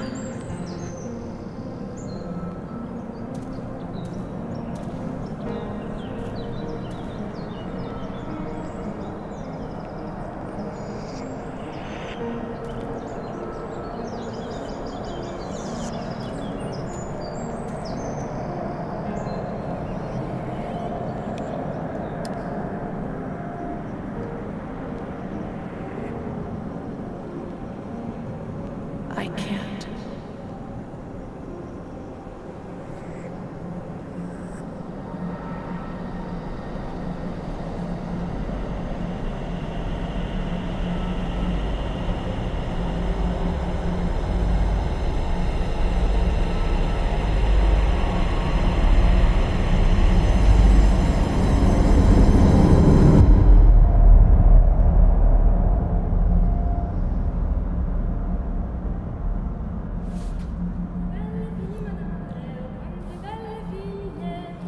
Belle mele tengo, Madame Adoressa, belle mele tengo.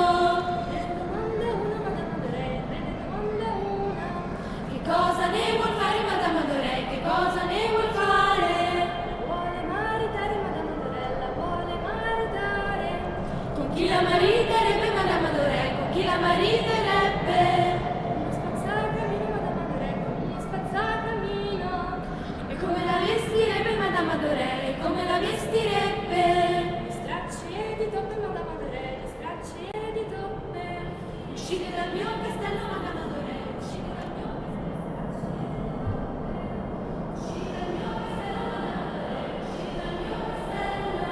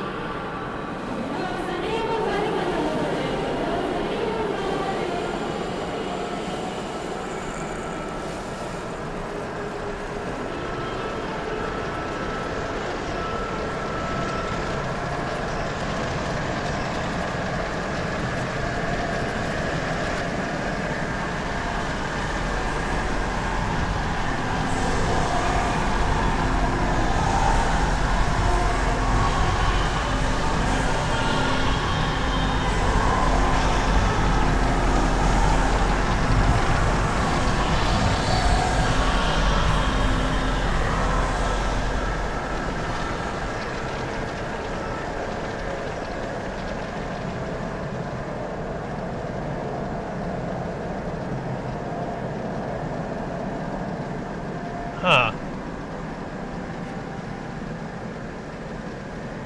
Apparently the Google page you found first was wrong. It has 14 chapters. Well, we're nearing the end for sure. Wait. I'm not like the others, Mom. Why not?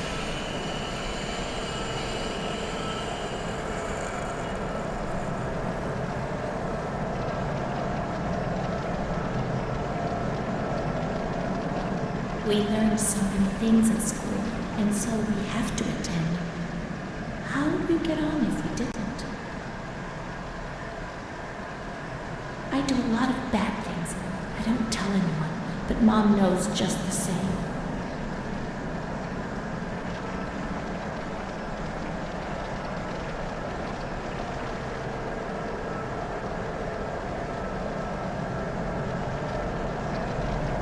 Mr. Onofrio is very kind and helps us. If he's not here, I have good reason to be afraid.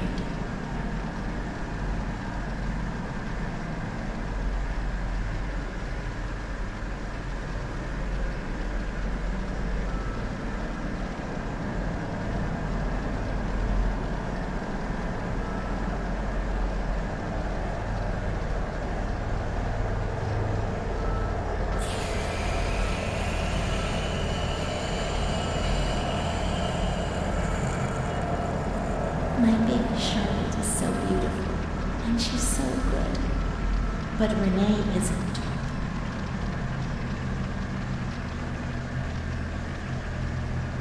Well, this is definitely a liminal space right here. When I was little, I never used to sleep. Poor Mom.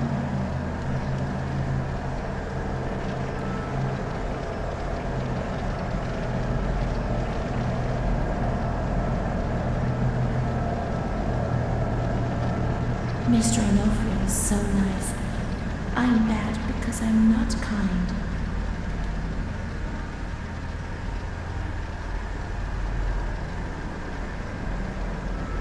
Mr. Onofrio helps Mom. How would we manage if he didn't?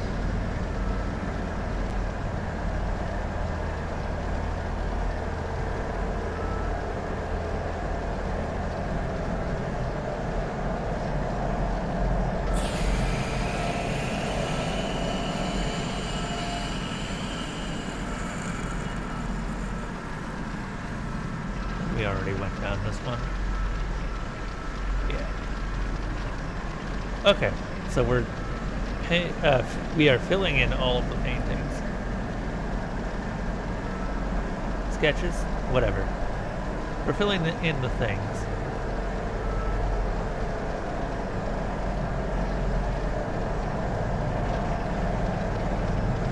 Mom always has to work because it's so cold in winter.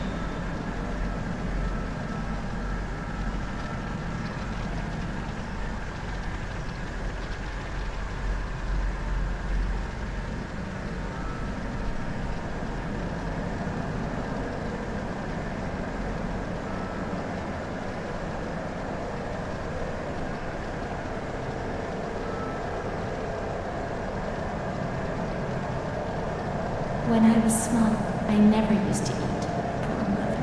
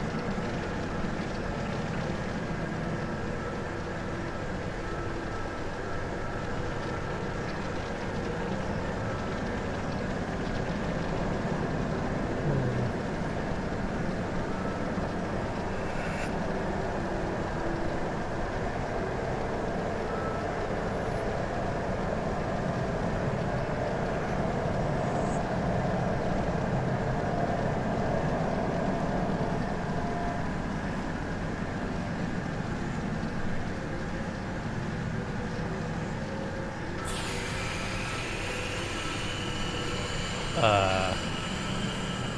a bit of a problem. I do not believe I was supposed to come this way. What's happened? Never mind. What is this place? Maybe I'm dead. I can't see any light. Maybe I am dead. I can't get up. What's going on? What's happening to me? There's no one here, but these noises. God, my head is killing me. I can't keep my eyes open.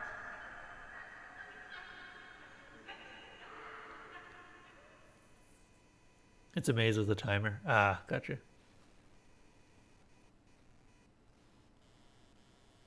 I assume you have to find all the paintings before the timer runs out.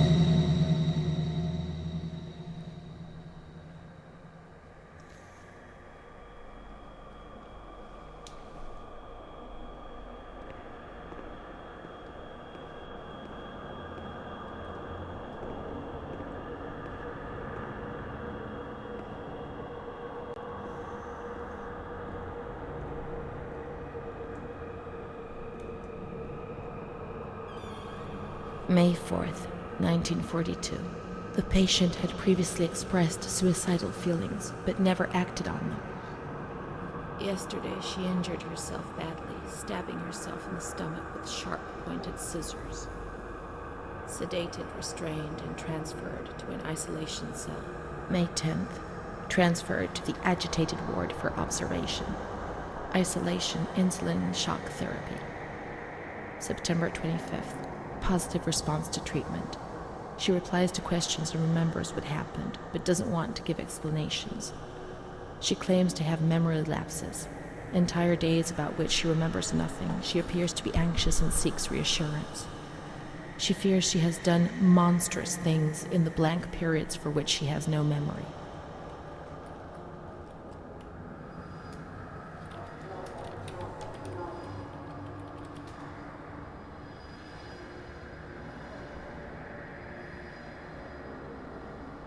Holy crap, it's Chancellor Soapot. I never expected to see you in a non-Oblivion stream. How are you, my friend? Oh. Heaven's Vault is next.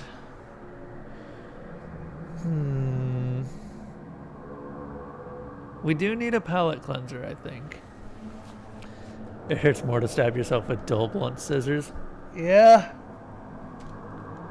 Yeah, I don't think it'd be great. It'd be the equivalent of trying to chop off your head with a dull axe.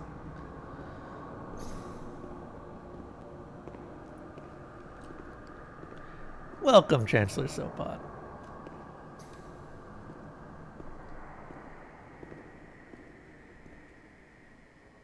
Oh, you and me. You and me both. I actually ended up having a piece of vegetation just whack me in just below the eye.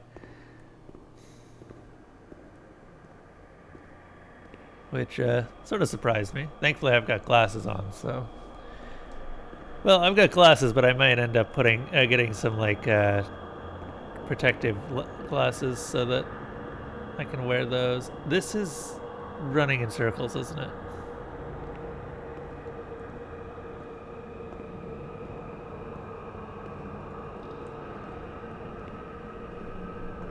Just don't stab yourself? Yeah, sure.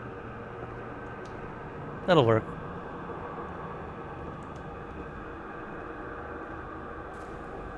Yeah, I don't have a pair of safety squints right now.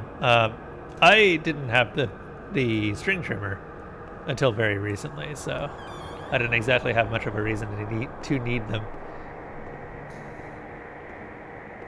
I didn't realize how much stuff they threw up, though.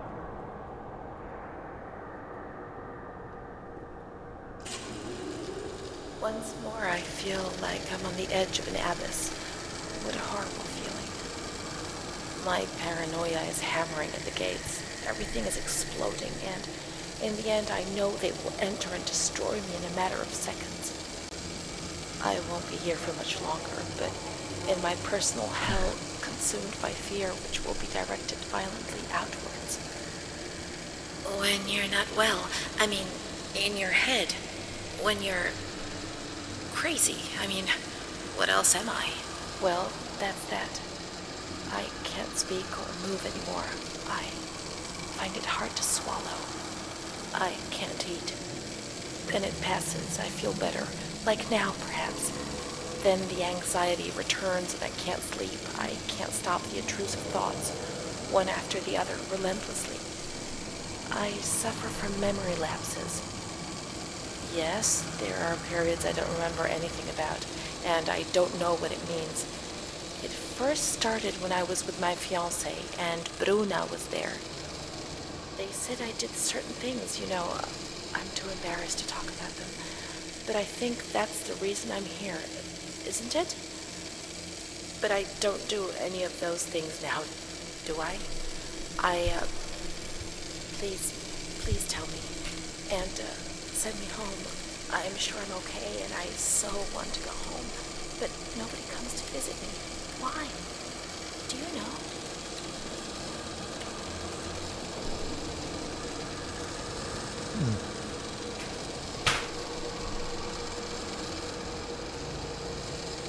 Can I not look at this other one?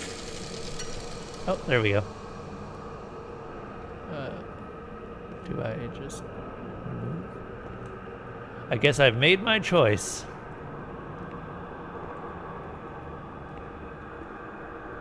It looks immersive as fuck. It's a walking sim.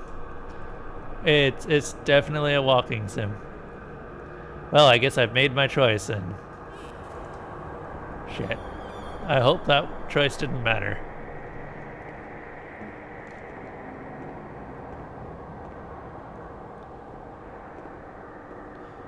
We have the most unreliable of narrators, is what's happening. We're not quite sure if she's actually crazy, was crazy before she came here, was cured, or any of the other. We just know that she went to an insane asylum and came out insane.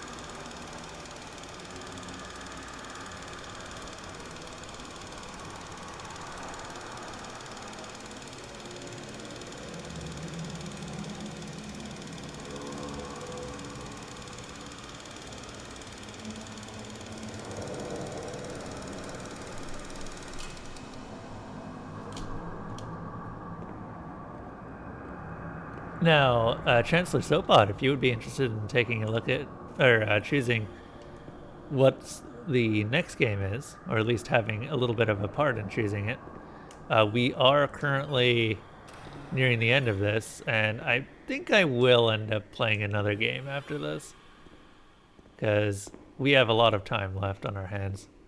And what with the wet lawn outside, I can't really do much with that anyway today. And I also kind of need a palate cleanser. August 28th, 1942. We hereby notify you of the death of Ada T., mother of Renee T., a patient in your institution. No known relative. Sincerely yours, Onofrio P.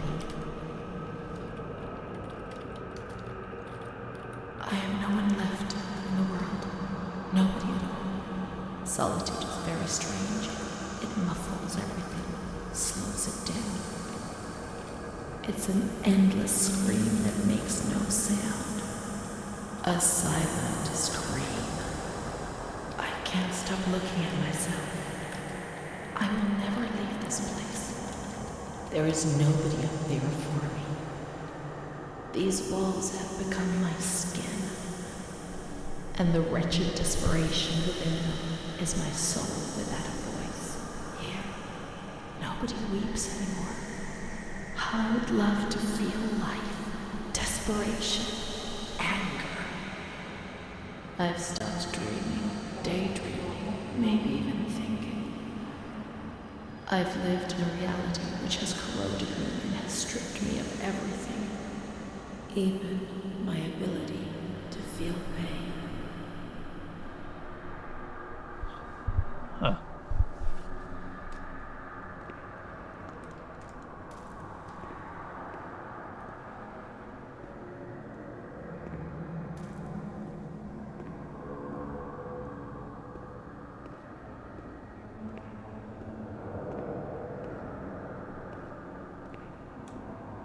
Oh, try exclamation logs to figure out how many logs you got. You can also do vote control all if you just want to use all the logs you currently have.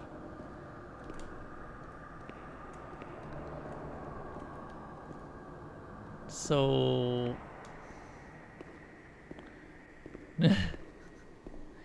yeah, right now you gain a certain number of logs every 10 minutes.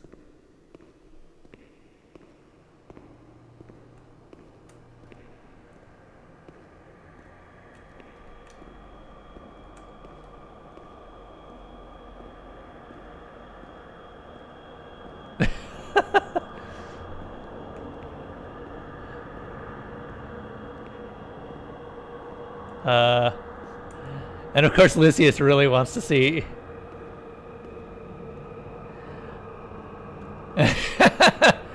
Come on, Lucius. Whatever. Lucius really wants to see Heaven's Vault, but we can do Control next weekend. Actually, Heaven's Vault is like a 14-hour game, so it'll probably take up 2 weekends, and then Control will be sitting on top again.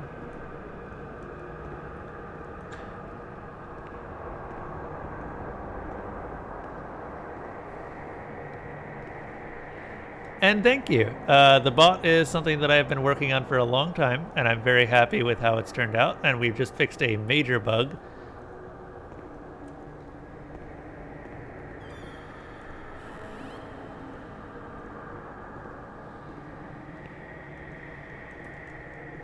So what have you been up to, Soapbot?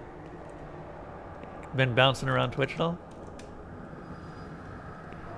I've been trying to get it back in contact with a couple of other streamers that I follow, but I watch so little Twitch these days.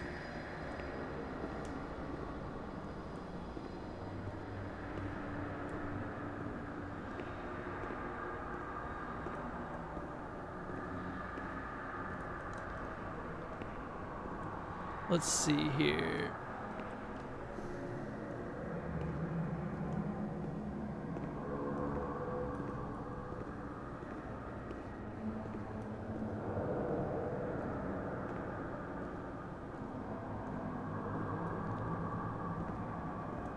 Hey, Bart. Bart has joined us, by the way. Who wants to see a cat? Who wants a palate cleanser? And by that I mean to see a cat. This is Bart. This is Bart. We like Bart.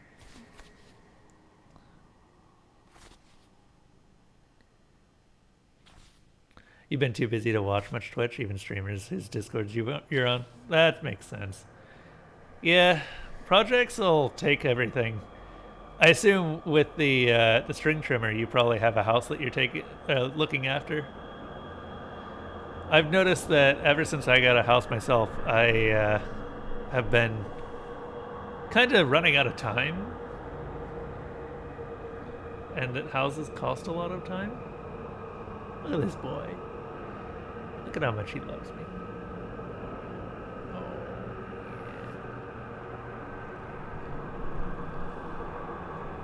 The big thing that I've been doing is a lot of gardening, but I am very happy to say that the garden that I have planted recently finally sprouted, and we've got sunflowers, marigolds, and a milkweed going.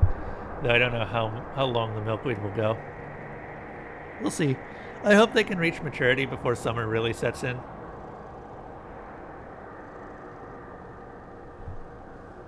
Yep. Very true.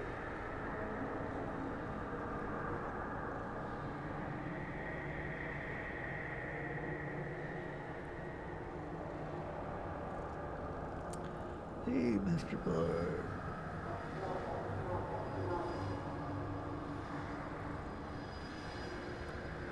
This boy is the cutest boy. You have a 35-foot bed and 4x8 bed. I'm sorry, did I read that right? A 35-foot bed?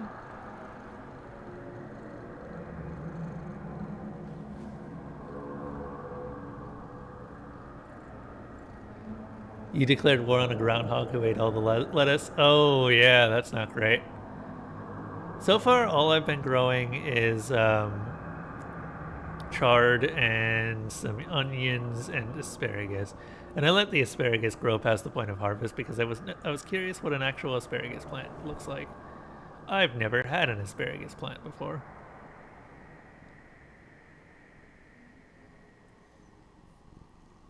Oh, 35-foot planting bed. Oh, okay. That makes more sense. Yeah. Just like, what? Who would ever need a bed that large? Do you have a greenhouse then?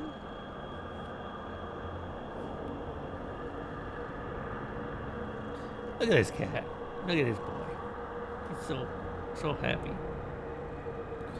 Are you here to protect us from all the spooks? I'm in.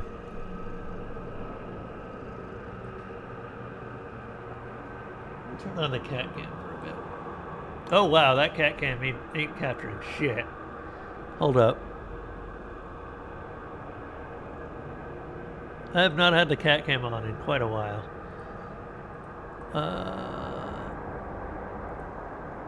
Configure video. Resolution type should be 920 by 1080. Oh, you know what? It's not scaled correctly, that's why. One moment.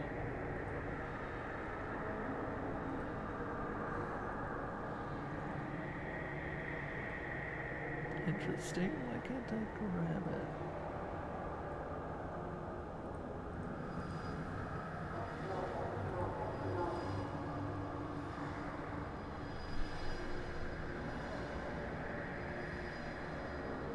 I'll get a crap ton of asparagus seeds for next year.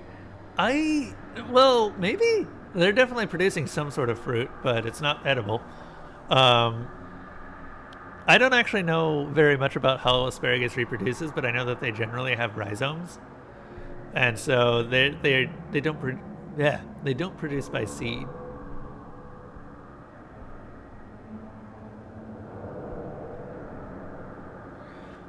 One moment. I've got this adorable boy. who is taking up all of my attention, and I'm trying to figure out how the cat cam works. Deactivate that. Reactivate that. Why can't I select it?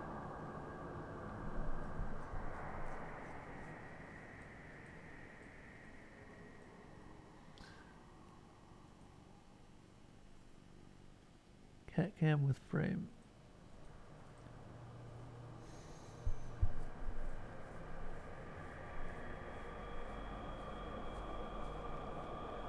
Whatever. I'll mess with this off stream. For some reason, it's not letting me move it, which seems strange.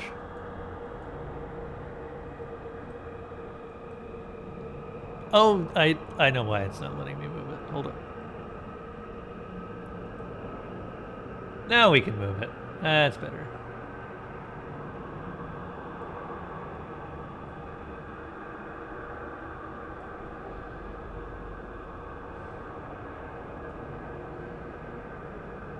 Lock. There we go.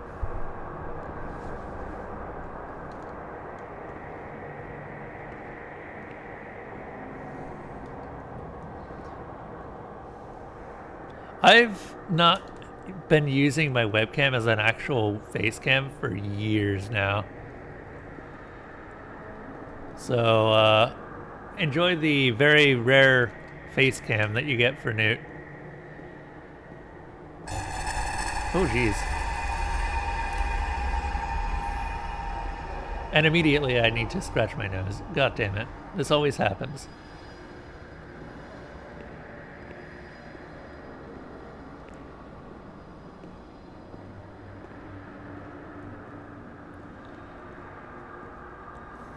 Lap kitty is the best kitty. May 5th, 1943. Renee's state of health is good. She is eating and speaking. Her spatial and temporal orientation is good. Therapy suspended. December 3rd. She calmly asks if she can leave the hospital. Evaluate patient for 6 months. May 2nd, 1944. Discharge denied despite a favorable psychiatric opinion. The patient has no home or means of support.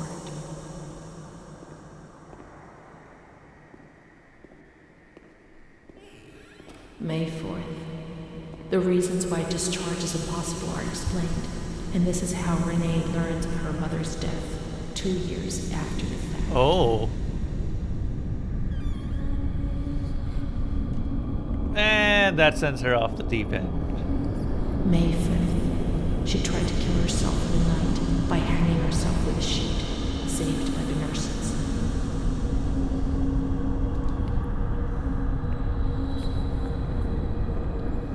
Restrained to her bed, she once more tried to kill herself by suffocation. The decision has been taken to perform a transorbital lobotomy.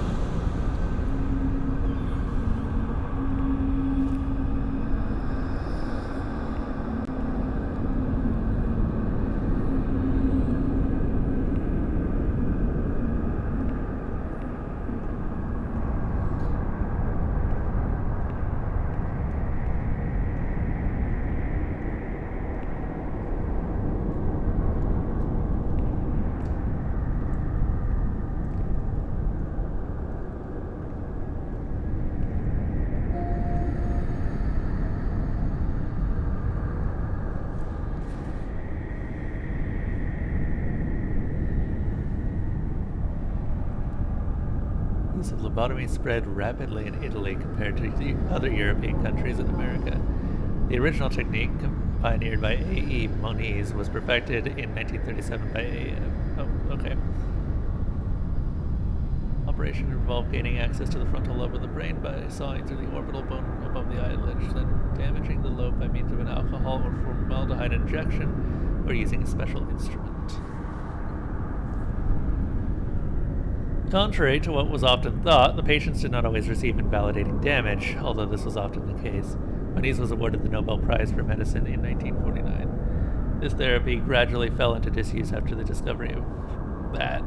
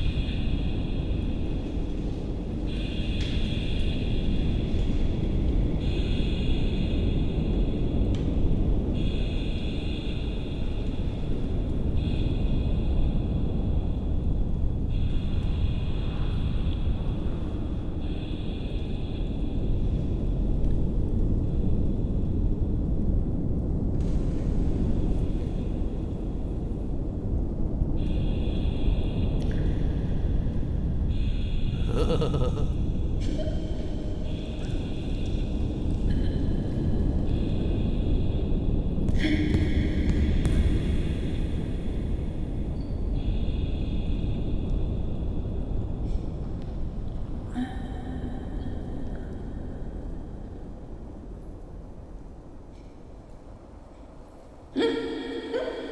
not looking at this.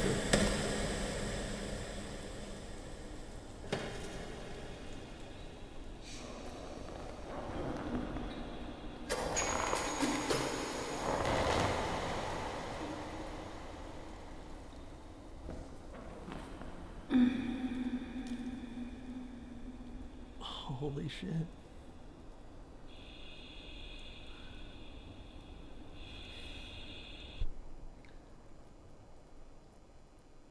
10th of June, 1944. Operation successful. Patient tranquil and collaborative. Motor coordination capacity reduced, but she's improving. Transferred to the tranquil department in the care of Dr. B. 25th of October. Continues to talk about Amara and her doll, Charlotte. The disturbances of motor capacity show slight signs of improvement. Difficulty walking, not capable of riding, and the nurses report that they have to help her dress, wash, and feed herself. In the summer of 1944, Renee was transferred back into my department. Aware of little, indifferent, hardly ever spoke. One day, she said, "When I find the courage to look at myself in the mirror, I see a young face which is aged and looks at me full of fear." She is a woman now who has changed profoundly compared to the girl that I had under my care several years ago. Only the sadness of her gaze and her intelligence are unchanged. She's so young, just 23 years old, but is lacking all vitality. Perhaps her condition may improve, but probably not. Her life has been thrown away, and nobody did a thing to try to avoid this. So here you live above my mind. I wish you heard that my mind is trying to read yours and easy for a bird. Soon I'll meet you. I'll become the one you love. Holy shit.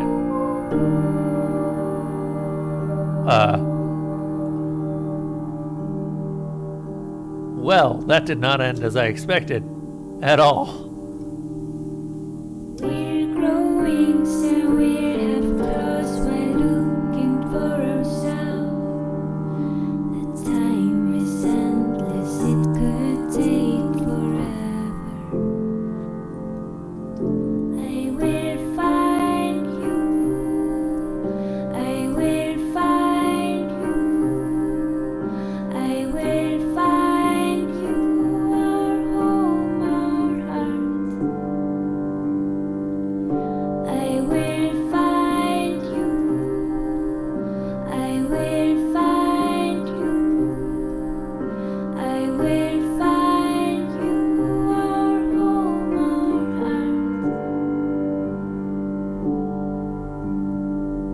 heart. So, there's something that brings this down a lot for me. Which is just that the traumatic experiences that were talked about earlier on in the game didn't actually seem to have that much to do with the story that was being told, which my general rule in stories is that nothing is off limits as long as it supports the story. So I don't know if I like this story. Beware our heartbeats fight. That kind of felt like it was shock value for the sake of shock value.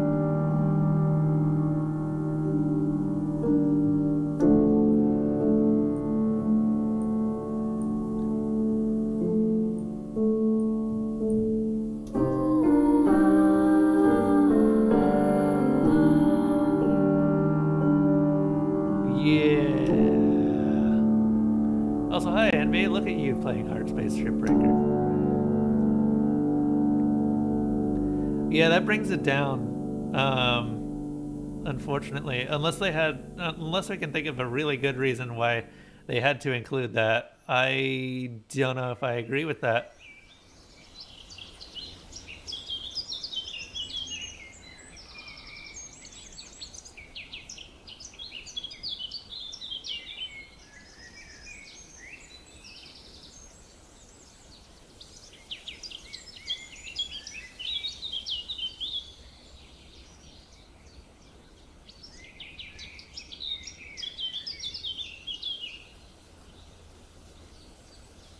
Well then, is there more?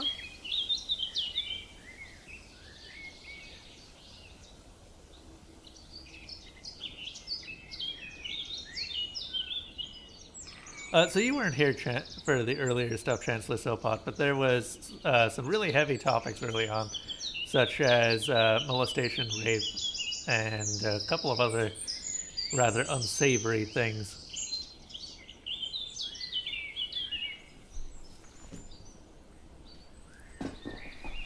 Which, yeah, if it actually does something, then I'm fine with that. If there's a reason for it to exist in the story, I don't really worry about it. It didn't seem like that really did anything, though, for the storyline. As each experience was a puzzle piece that led to the end, every trauma, including the one we do not mention, were essentially to reach each main point. The only fault that you will give it is that it treated many points too quickly with 0 times looking back on them, which is partially to blame on them wanting to tell too much. Well, here's the problem. The actual fact that there was some level of molestation in here never ended up leading to anything story-wise. It was entirely to give you the idea that this place sucks, and there are better ways to do that than introducing those sort of topics in.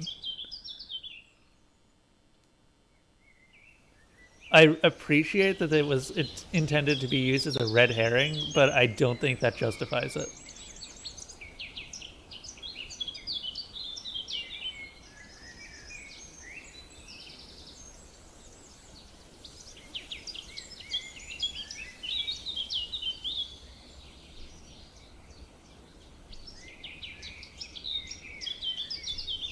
I don't know.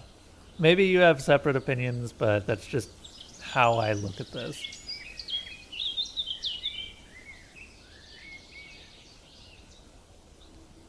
It's a history lesson first, game second. I suppose that's true. I keep forgetting that a lot of this is supposedly based off of real events. I don't actually know how accurate that is.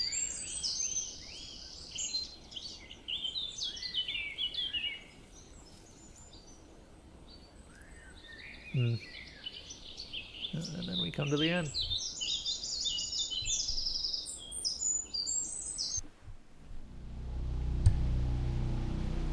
Alright. And of course we didn't actually get all of Renee's diary either. So we missed out on some of that. Oh, do we want to look that up, actually? Hold up. Maybe we can. Let's do that. YouTube.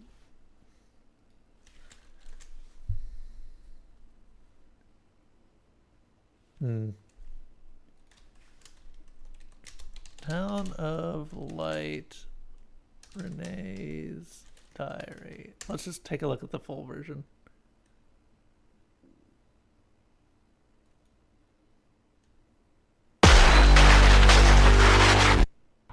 Please no.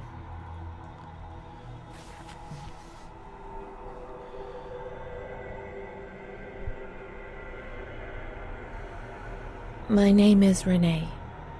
They told me that I have to write this diary, but I don't feel like it. It's not true that I feel better when I write. Actually, it's worse. I was a shy girl, and I just wanted to be like the others. But that's not what happened. No. I did things that, when I think about them now, eventually brought me here.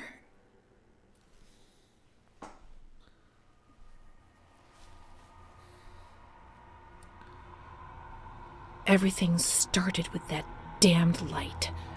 It happened for the first time when I was still a little girl. I was 6 or 7. I was walking outside school when suddenly the noise started to melt into an indistinct rumble. The light increased out of all proportion and everything lost its meaning. I could no longer recognize anything. Objects, people, words, not even myself.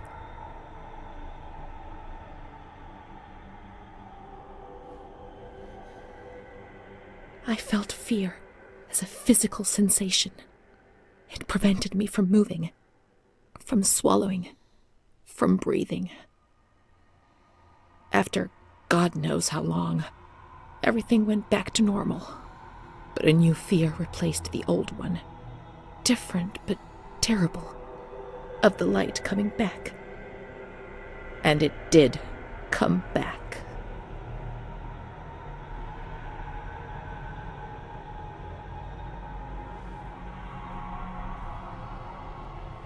My memory of those years is hazy. Between the age of about 7 and 10, my memories are disconnected, and I couldn't say how many times and how frequently the light used to come. My mother gave me a doll around that time.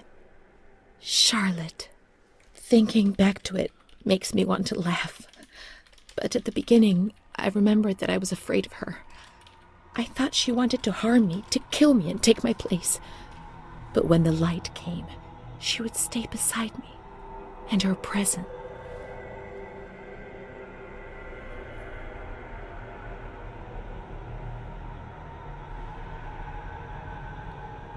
Did not disturb me. I was able to talk to her, and so she became my best friend. At least until I was in grade 2, when everything changed. She didn't laugh at me, and if I had to say something to my mother, I asked her to say it. When things inside me turned bad, she was the only one I could turn to. Now all of this makes me blush, but Charlotte was a real friend to me. I knew that she was just a doll. I wasn't stupid, but at the same time, she was real too. I don't know how to explain it. It's difficult. My mother would cuddle her and tell her things. I guess she was trying to communicate with me. But back then, I was too afraid to understand it.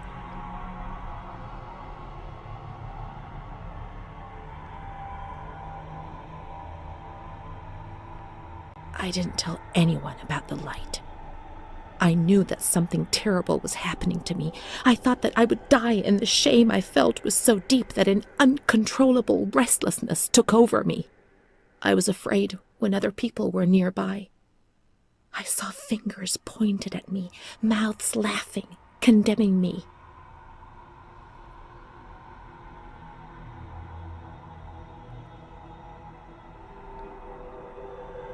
I tried to be alone. I would sit down on the ground and, curled up in the dark, I would repeat a word, any word, in continuation. This helped me not to think, not to lose myself. I would spend entire days like this, hoping that my mother would ignore me. Her compassionate words hurt me and terrorized me even more, and so I had to.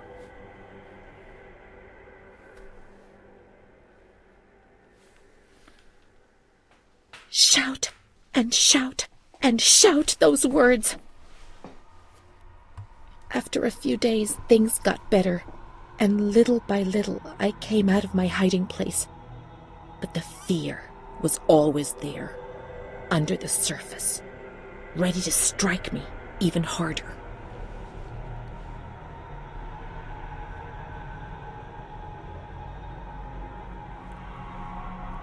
I remember a recurring dream from that time. I used to have plenty of nightmares, but this particular one was so real that even today, I ask myself whether it could have possibly been just a dream. I was in bed, enveloped by the warmth of the blanket, in the dark, about to succumb to sleep, when I heard the bedroom door open. I turned to face the wall and did not have the courage to turn around.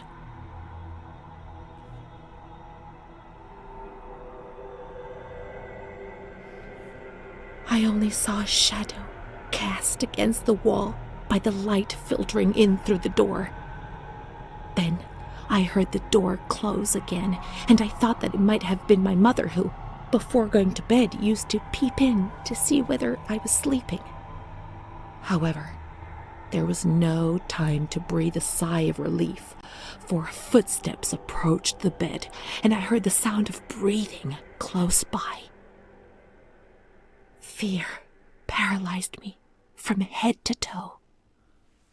The blankets were pulled back. I remember the chill of fresh air on my spine.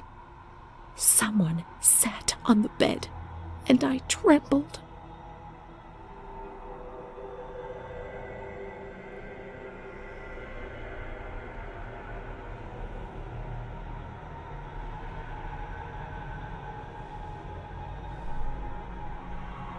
The light often came when I was at school, turning my fellow pupils into puppets that would terrorize me.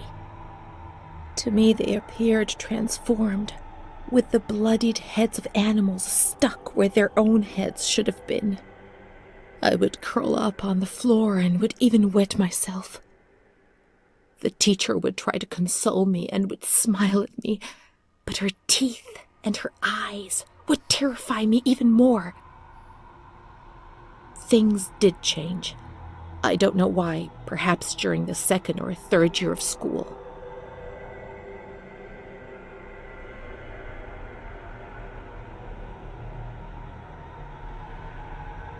It was more or less in the same period that I became friends with Bruna. I remember the sensation of joy I experienced when I felt almost normal. The light isn't coming.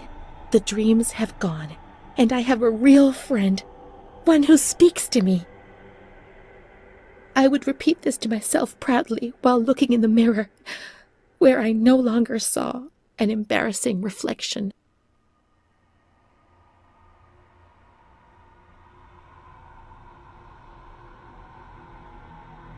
It seemed to me that the world was a difficult place, but it was no longer impossible.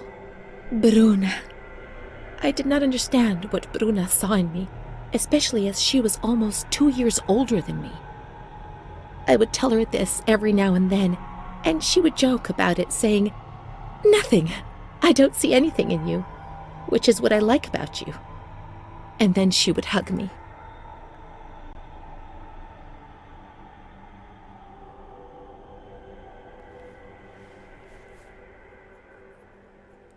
But one day, she was sad and pensive, and said to me, "You and I are the same. Don't be fooled. You are reserved and honest, and I'm not. But that's the only difference between us. The only one." Then she began to cry. I was struck by the perception in her words, but only today, after re-examining my past, do I understand what she meant.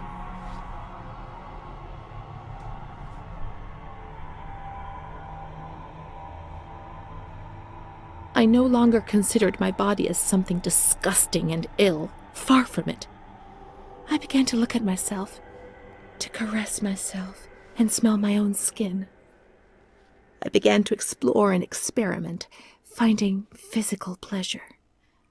My ideas were not very clear, and I never spoke to anyone about these things. Bruna, however, spoke about them. She boasted about her love stories and her young men. To my eyes, she was very lucky, always being wooed.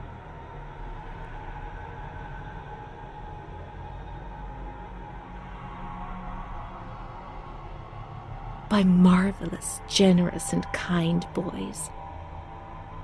Thus, I fantasized about her adventures, pretending that I was the main protagonist. But how could I ever be like her? Occasionally I recall that she had black and blue marks on her body, but I was so naive that I did not understand. I did not put two and two together. It was Don Gino who explained things to me a few years later.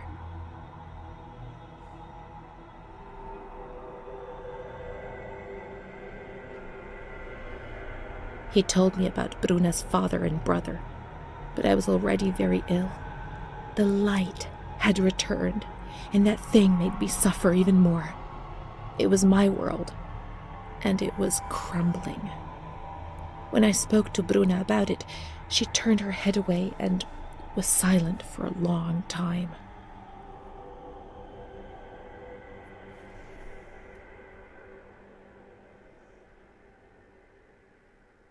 Prince Charming doesn't exist, Renee. At least not for us. I was 14 years old. I didn't think it was possible for a boy to look at me and desire me.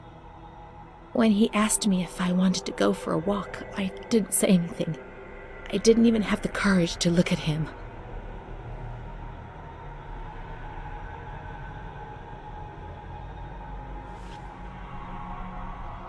Things improved for a number of years, then suddenly everything came crashing down. One evening I came home drunk, and the following morning a terrible crisis overcame me all of a sudden. What had I done? I was terrified. I thought I'd lost my sight. The light burned my eyes from inside. The memories of the previous day emerged in bursts, images, flashes, which unleashed something monstrous inside me. Repetition of words was no longer sufficient. Now there was a voice in my head which repeated them louder than I did, and they were words of accusation and blame. So I covered my ears and shouted and hit my head against the wall and threw up.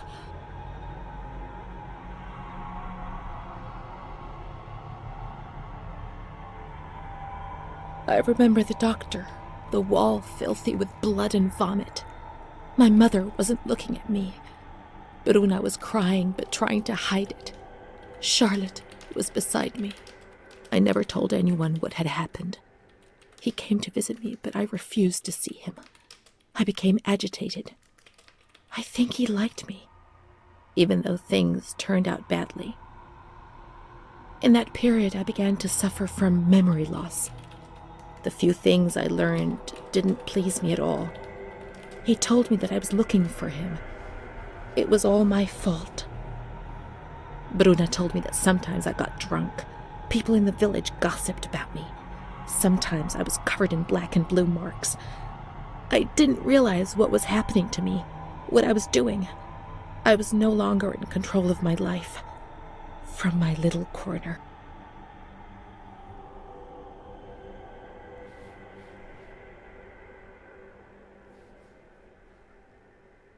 He felt accused, hurt. I chased him away. I insulted him. He was proud, handsome. He said things about me to other people, which he shouldn't have said. Mother caught me coming home drunk. She beat me and sent me to speak to Don Gino every day. He came back and tried to speak to me. I think he liked me. Sometimes I sent him packing and I started shouting at him, but other times I embraced him. I held him tight and loved him.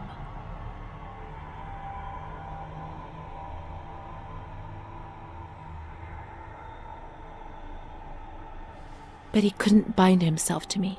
I was 16 and ill. I had no future. I didn't get out of bed for weeks. Then I did things I was ashamed of. I slept with men. The guilt tore at my soul, and the light came back to torture me. I invented stories to justify my actions. I couldn't bear my own weight.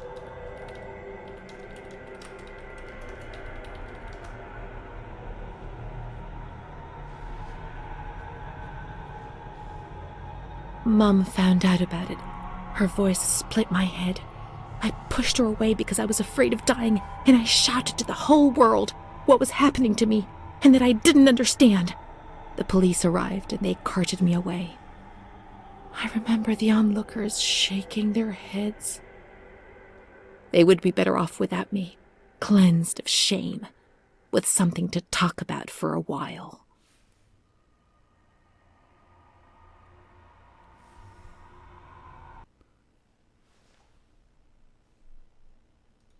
Huh. Okay. Well, that was certainly interesting. Let's just talk for a little bit. Hold up. Okay. Now, also not sure if you're making a joke, Chancellor Sopot, or if you are actually saying that walking simulators aren't games. So I will assume that you are making a joke. Anyway.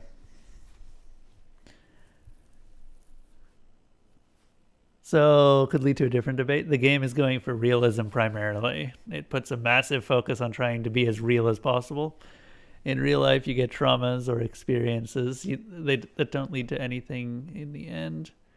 They have a big impact at the moment, but then just leave a shadow and nothing else.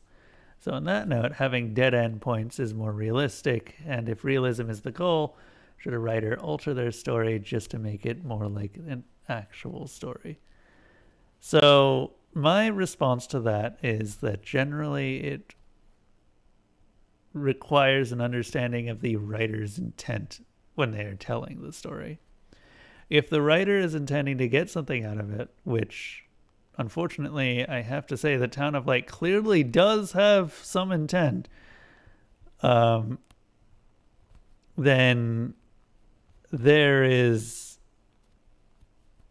altering a story so that intent shines brighter is not something that I would say is a bad thing. Now, how many people did we get just walk away from this game because of the initial trauma? How many people will never see the writer's intent because of that? I'm not saying to censor it.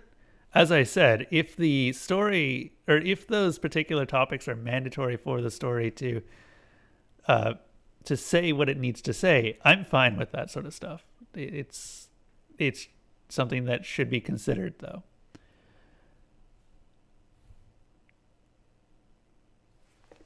For Civ or your own vices. To each his own. Yeah. Fair.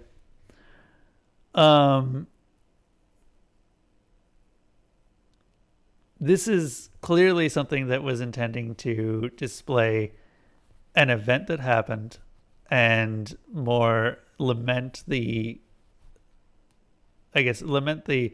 outcome of one specific patient.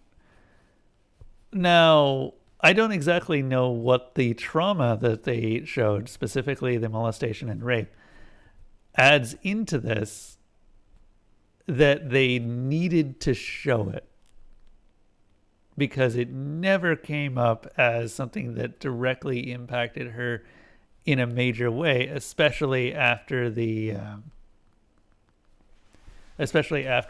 treatment. Now, the big reveal is obviously that the treatment went through and the character that you're playing as has had a transorbital lobotomy, and that lobotomy effectively crippled her ability to make decisions for herself. At least that's what I took away from it. I don't think that the subject that they were working with benefited from anything that they added in that area. This game's story is an amalgamation of multiple stories from patients of that time? Okay.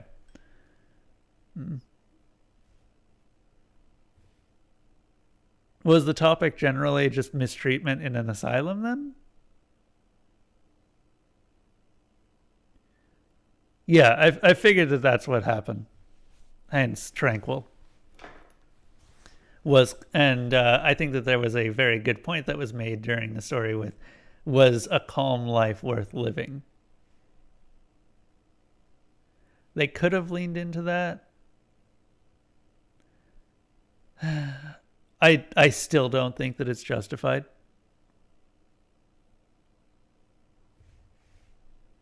This is a situation where you can argue back and forth about it, and I am rare in terms of like the including molestation or rape in a story.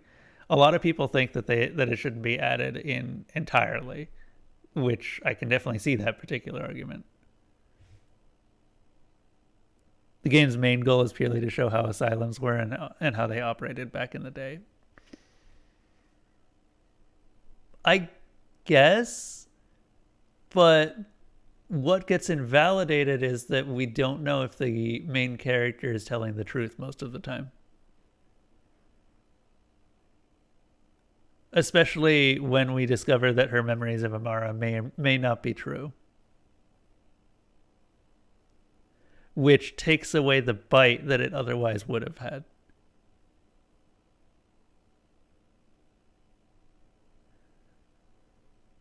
So it ends up turning into just... There's a moment in... I forget what that movie was. Oh, God. Saint something. Boondock Saints. There's a moment in Boondock Saint where a cat gets killed on screen. It wasn't an actual cat, thankfully, but they ended up smashing a table, and a gun on the table goes off and kills a cat that was investigating it. And that ended up just being a massive shock value, which does get brought up later, but does not add anything to the story on its own, and seems, at least from the people that I've talked to, they would agree that the film probably didn't need that.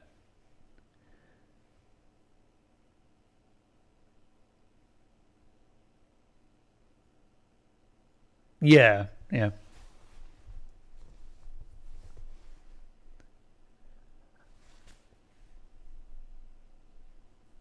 I am very much a person who likes the idea of taking as much away from a story as you can until you can't take anything else. The less that's in a story, the less distracted that readers will get, and the more the story's message will shine through.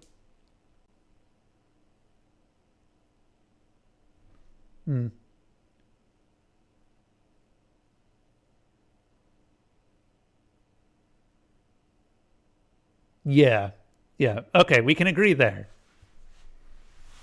I think that there could be another game or another story that could be told about that. I just don't agree that it should have been in this game.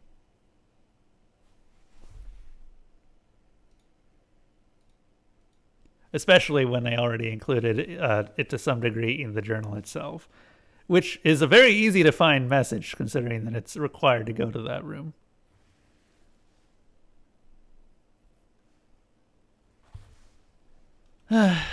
Anyway, now that we've had that particular conversation, unless you have anything else that you want to say, Lucius?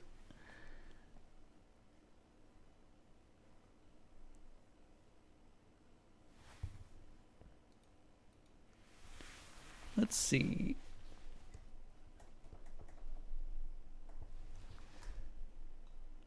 Let's take a look at what's next. I believe it should still be... check options. Yeah, it should still be Heaven's Fault. So we're going to go ahead and delete Heaven's Fault. And play Control. I mean, what?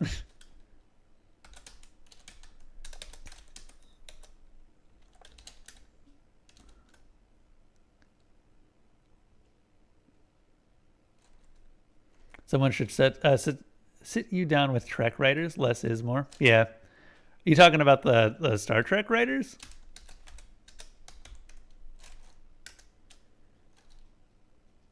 Now, I do agree that there is a certain amount, like a minimum amount that certain stories require before they can achieve their ends, but you can accomplish certain things with very few words if you know what you're doing. I personally don't know what I'm doing. I'm not a good writer, but I've seen it done. So I know that it is definitely something that can happen. Yeah, I've never actually watched that much with Star Trek, to be honest. I watched Star Trek Enterprise, the sci-fi show. I don't know if it was specifically sci-fi. What company actually made Star Trek? Like, where did it originally air? I just realized I don't actually know. So we're gonna delete. You're sorry. Yeah. I mean, I enjoyed Enterprise well enough. One of these days, I got to sit down and actually go through with Scott Bakula. Give me a moment. Scott Bakula. I believe that was him. Yeah, I think so. Yeah, on Star Trek Enterprise. Yep. Yes, that was the one that I watched. It was all right. I didn't really get the connection that other people had with the series. So sorry, that was your intro to Star Trek. Don't be. It's fine. It did get me interested in the rest of it. You've done research into this specific history topic, and excluding the specific subject from the game would not be good. Especially the pregnancy afterwards. That was a major part of the asylums back in those days. So you got to disagree that this would be the wrong game for that, as the alternative would be a game purely about the subject.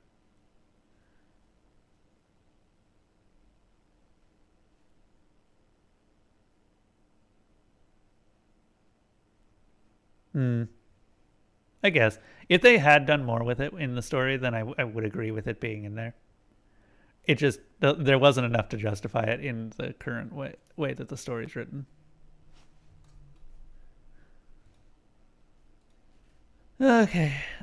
So I actually don't have Heaven's Vault, I don't think. So I might have to buy it real quick.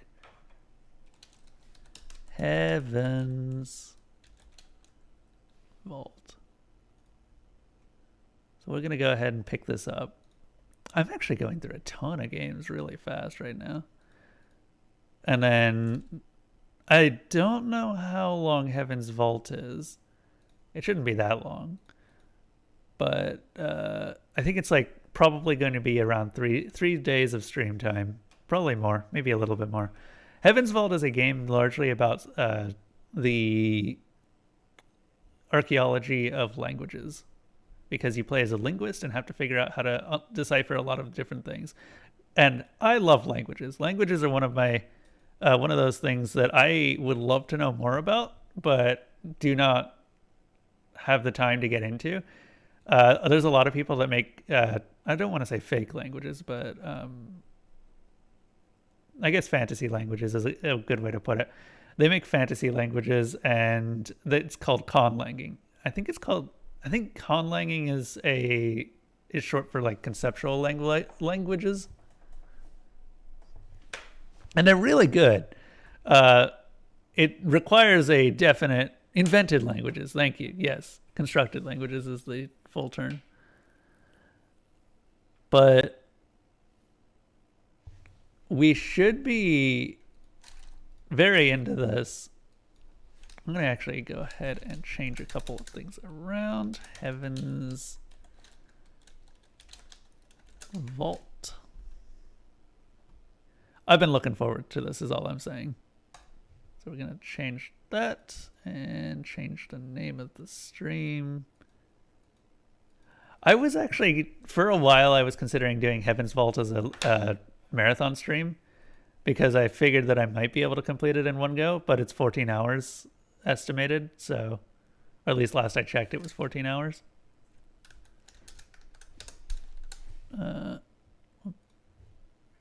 Where's my restream?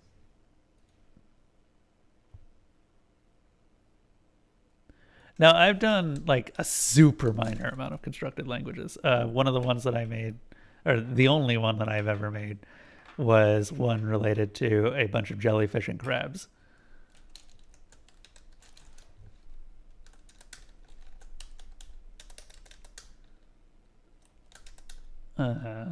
Heaven's Vault. Whoops, did not mean to do that. Elsa, what are you doing? Oh my god, look at you.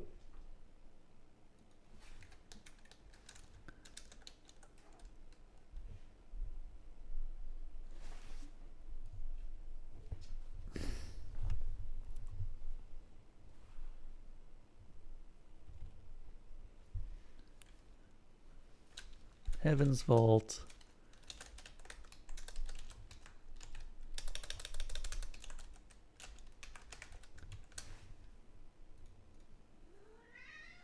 Now, while this is downloading, no, never mind, it's already downloaded. I think it's a good time to go ahead and take a break. We will be back with Heaven's Vault once we get some food. Hi, Elsa. What are you doing?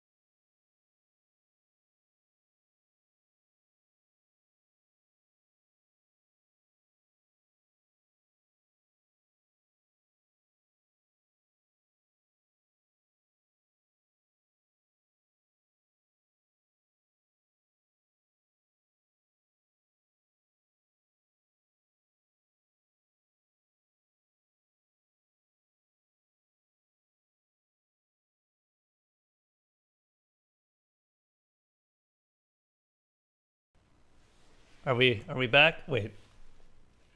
That's better. So I have downloaded the game. We will get started.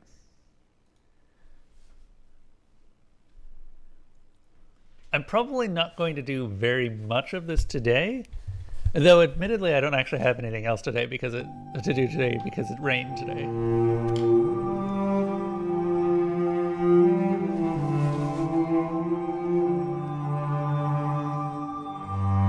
I have some problems with it, Dupless. I was just talking to Reagan about it, actually. But I can talk to you about it in a bit. Long story short, the story was good, but I feel like it's let down by some of the choices they made.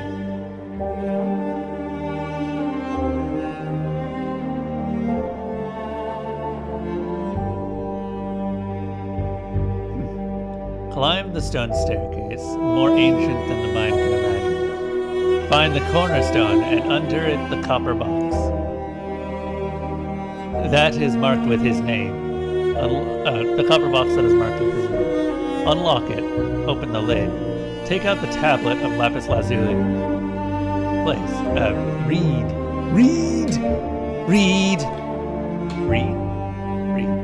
The Epic of Gilgamesh.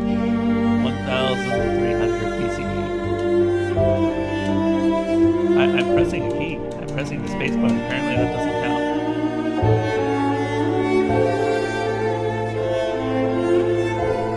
Okay, I am going to turn the volume down a little bit. Because it's a bit loud.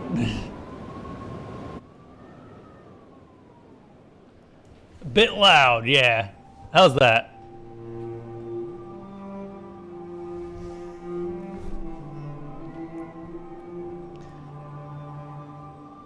And welcome, Dupless. Welcome, Dupledorp.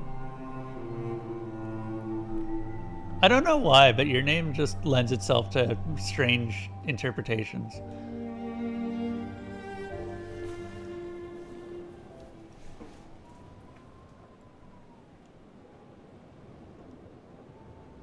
I think it's the P and L that helps it.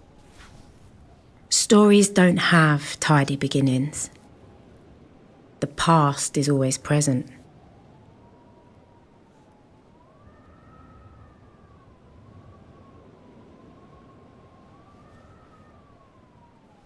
But there has to be a spark.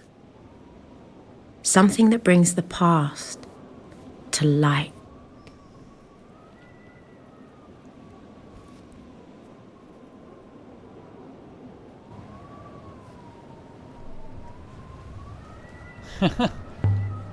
Careful, you don't roll backwards. It's a long way.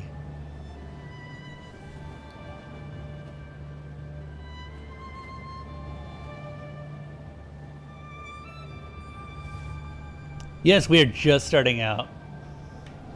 I am looking forward to this a lot because I love languages and stuff. I'm not very good at languages, though. Okay, so is it WASD to move? It looks like it's WASD to move. Hello, Harold55. Welcome to the campgrounds. Okay, it is WASD. Cool. Bricked up opening. Is it E? It is E. A bricked up opening. There is something here. To keep people out, do you think? Or to keep something in? There's something written here. Ancient script. This must have been cut in when the mortar was still wet. But I think I can read it. This is almost like comic book emphasis, where they end up emphasizing a key word in pretty much every sentence.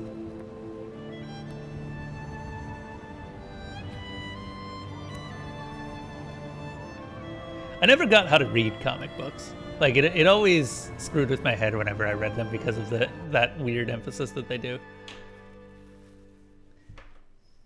Are you a fan of this game, Harold?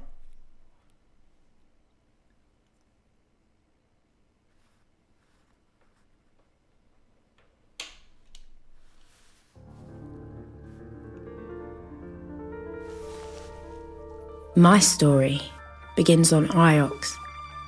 That was where I met the robot. Okay, so the robot isn't normal. I was wondering about that.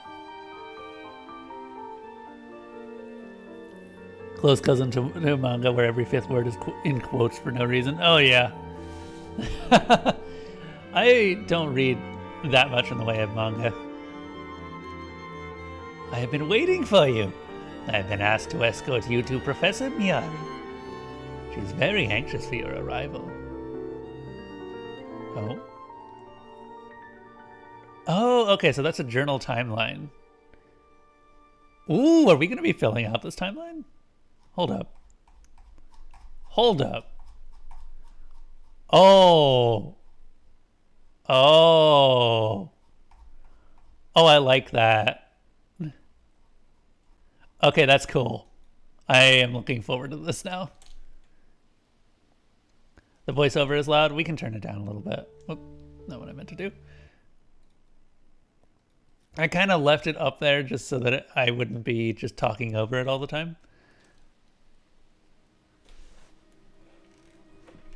The professor did not account for her actions, but I imagine she is simply being welcoming.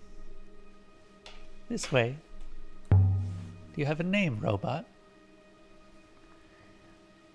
Is that intended to be a joke, mistress? No? Robots do not have names. We are, as I understand it, interchangeable. I've known a few robots. They're all a little different. How kind of you to say so, mistress. So why has he sent you? Oh, why has she sent you? I'm sorry. Did you do something wrong? That seems unlikely. My ethical core protects me from serious error. This way. You should know that the professor's urgency was remarkable. Look at her.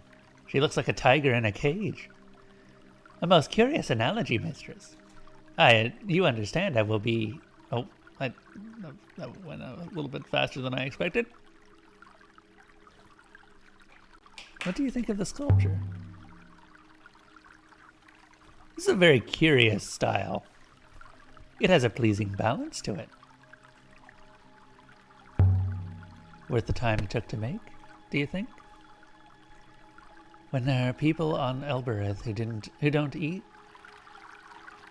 are their own exploits worth it, mistress? Should we not be making history? Be quiet, robot. I was 15 when Mayari rescued me from the slums of Elbereth and brought me here. Not me. Okay. I'd never seen such luxury or such kindness. I still don't know why she did it. Professor Mayari? Aaliyah, there you are. Come in. As soon as I got your message. I came as soon as I got your message. You don't need to flatter me, Aaliyah. Nonetheless, I'm glad you came. I know your work is important to you. So is this a fictional universe? Or is this Earth? It's very Earth-like at the very least, but obviously the robots are here. I know your work is important to you. Well, Aaliyah, you're an expert on history. Tell me what you make of this. It's certainly old. Empire period. The device is the eagle and the sun. One of our scholars sent the brooch to me. Janiki Renba. Do you know him? Oh, did you know him? Did? Look at the detail. I see them. Ancient markings. I know they're a hobby of yours, Aaliyah, but can you read them?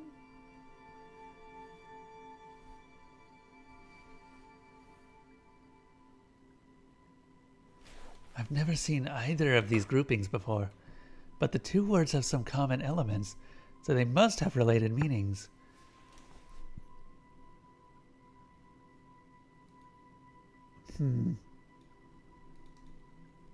Okay, so how do I put this in? Do I just drag it? I do. Okay.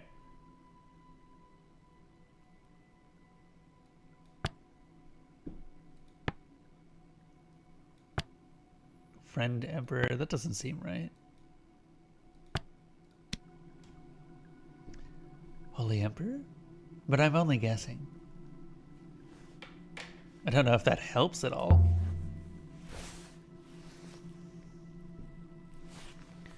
Remba wasn't the kind to send me trinkets. There's some significance to the brooch, and I don't know what. Janiki told me they found something. That was more than a month ago. Janiki isn't like you. He's an Ioxian through and through. Okay, so this is fantasy. Either fantasy or space.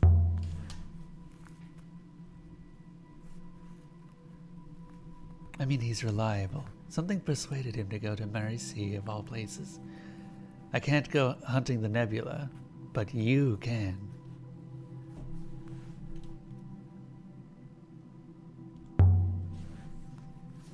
Now look, but no promises.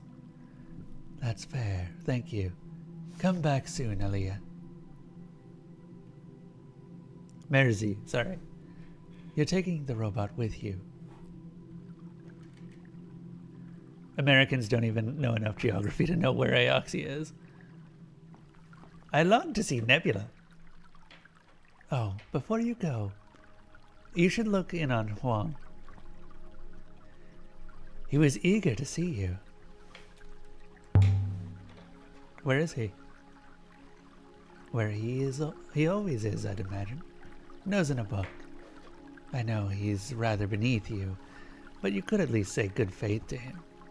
For the benefit of our little community. I'll go and find him. He'll be down there by the tree. You must have walked straight past him on your way in. Good hunting, my dear.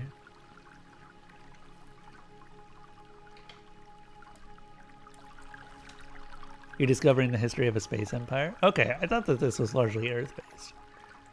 Can I just say, Miss Aliyah, it is wonderful to be accompanying you. Oh, yes? And why is that?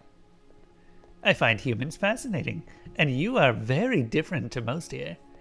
I have only recently been activated. I'm calling you Six. Six, mistress? I shall remember that. I wonder if I got Mayari's translation correct. I think I did. The shape shows this is an empire piece.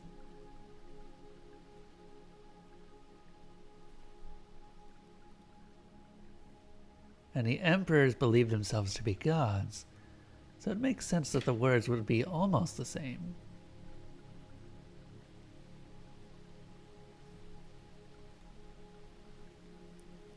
But it still doesn't tell me, where did this thing come from?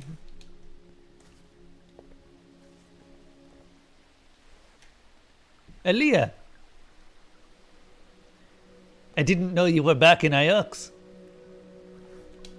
How are you, Huang? Well enough. Well enough. I've been reading all day. I just came outside to rest my eyes, and there you were. I've got a new robot. It's called Six. I've called it Six. Greetings, Master Huang. Another one. He's that wise. You don't always bring them back. You don't ever, really. I'll walk you to the dock. I don't know why they give them to me. I can only think they're trying to spread them around the nebula a bit. Huang, do you know Janiki Renpa? But I know Renpa, of course. Well, a little. Why? When did you last see him? He was here at the university, maybe 2 weeks ago now. What sort of man is he?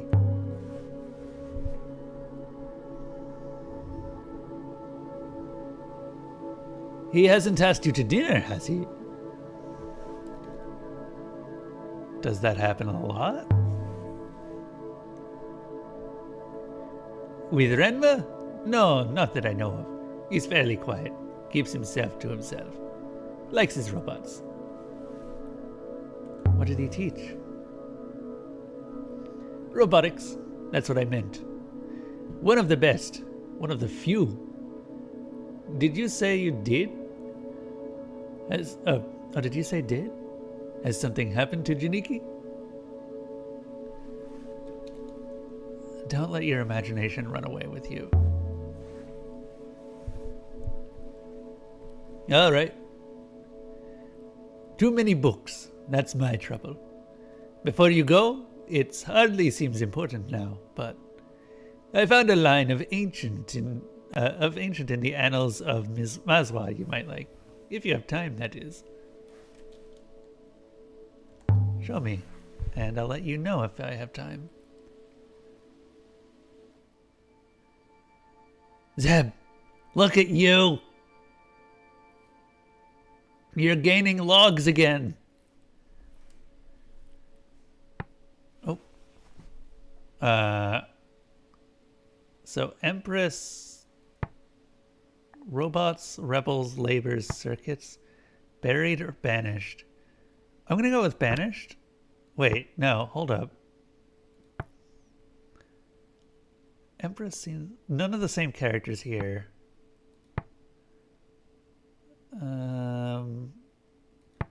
I think that this mountain-looking character has some symbology to them.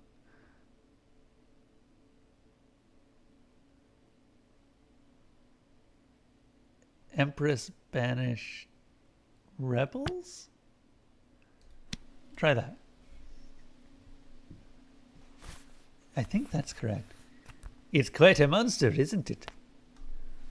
A story from the founding of the empire itself? I'd best not keep you. I hope you find him. Wow, that was... I wonder if we got that correct. Shall we proceed to your ship now?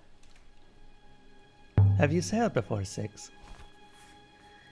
I have no idea, mistress. But I am keen to find out. What does that mean? So we left the hallowed walls of the university.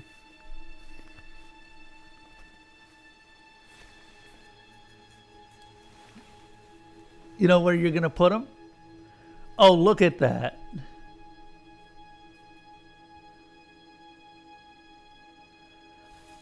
Well, I'm just glad that I seem to have fixed the issue for you. I'm sorry that it took so long, Zeb.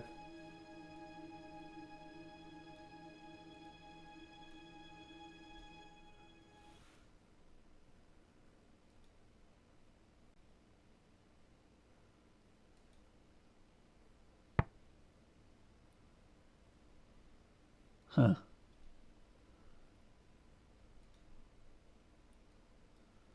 Okay.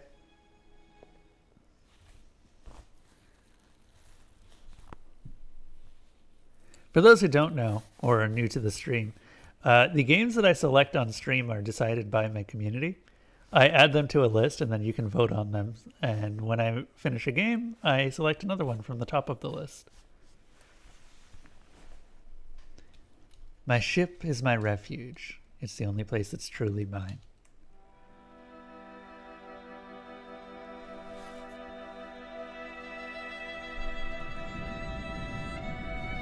The journey to Mersey should be quick, mistress.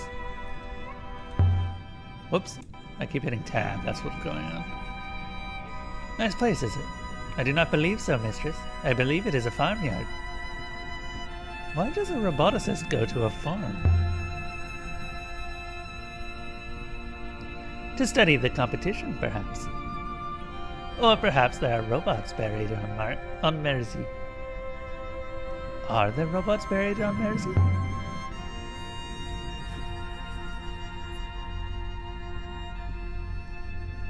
It is a moon of pigs and rice, mistress. Part of the Iox Protectorate, of course.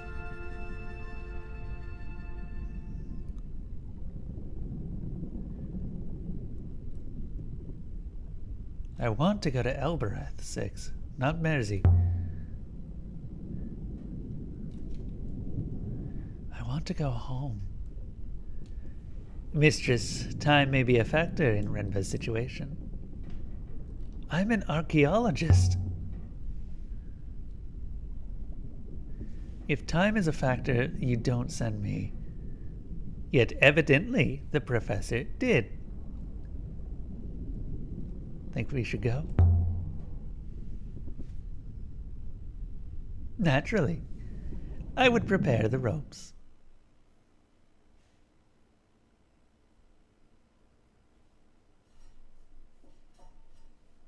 That's fair.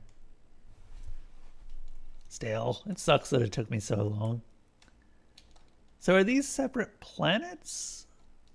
Or are they a continent on another planet?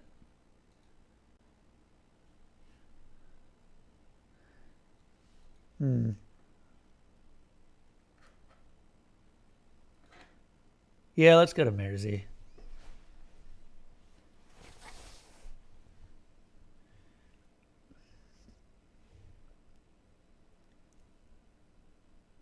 Yep, we're just setting out today.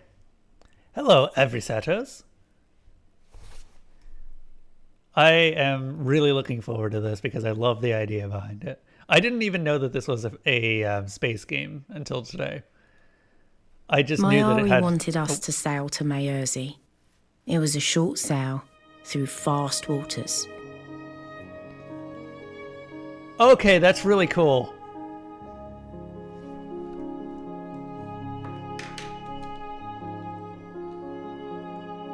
Okay, I already like this so much more. I see the force of the river is fastest in the middle, mistress. On the surface it appears the same, but there are different currents below.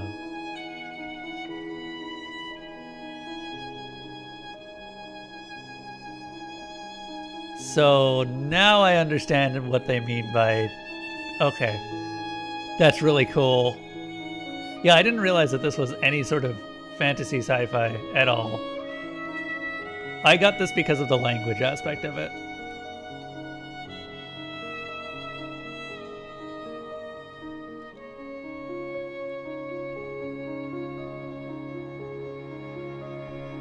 The river to the right will bring us to Mersey, mistress.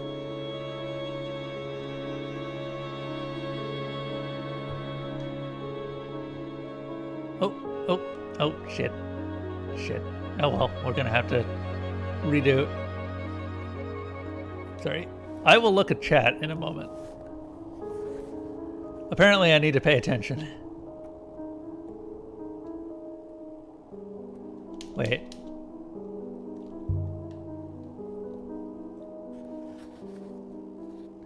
I call her the Nightingale. I found her in a ruined hall on Elbereth covered in dust. Oh, it's backspace to reset. She must have been someone's prized possession once. She's mine now.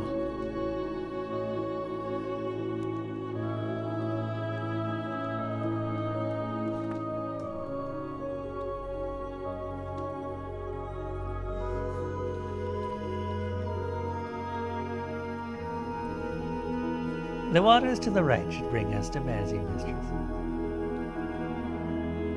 This is such a cool way to travel. I have no idea what the deal is with this, but I assume we will find out. You do not give your ship to curators on Ajax. She's an archaeological find, after all.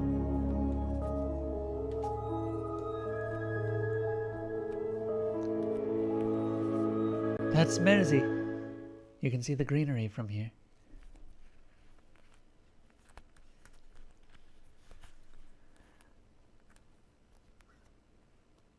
If Renba's here, I need to find him.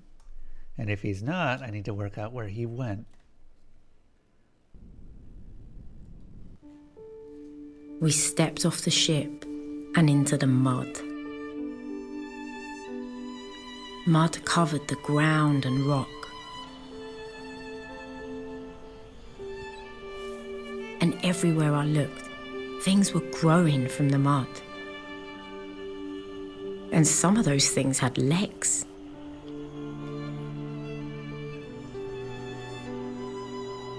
Look at this place. Breathe the air. I cannot breathe, mistress, as you are no doubt aware.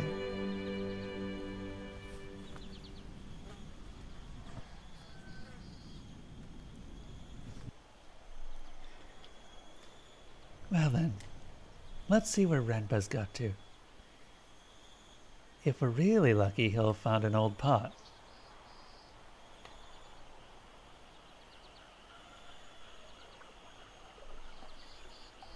Why specifically an old pot? So where do we start? There is a series of rice terraces, mistress. If we climb up, away from the water, that should take us to the village. This way, then. 6 is too literal sometimes, too. I'm liking 6. The air smelled earthy and sweet.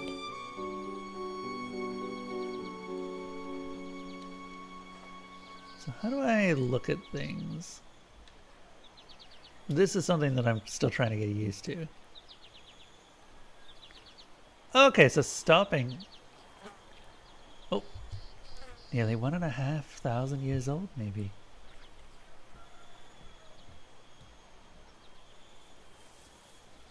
So stopping leaves an imprint of you. Apparently the easiest type of thing to date as well. Oh, really? Oh, as in the robots are really easy to date? I guess that makes sense. They would probably survive really well. There aren't any robots on Mersey, are there?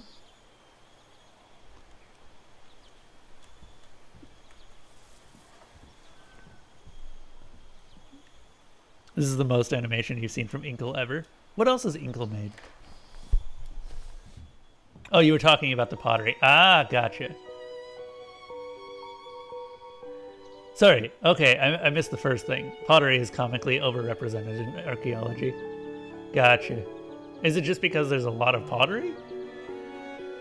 You're from Iox. My name is Aaliyah.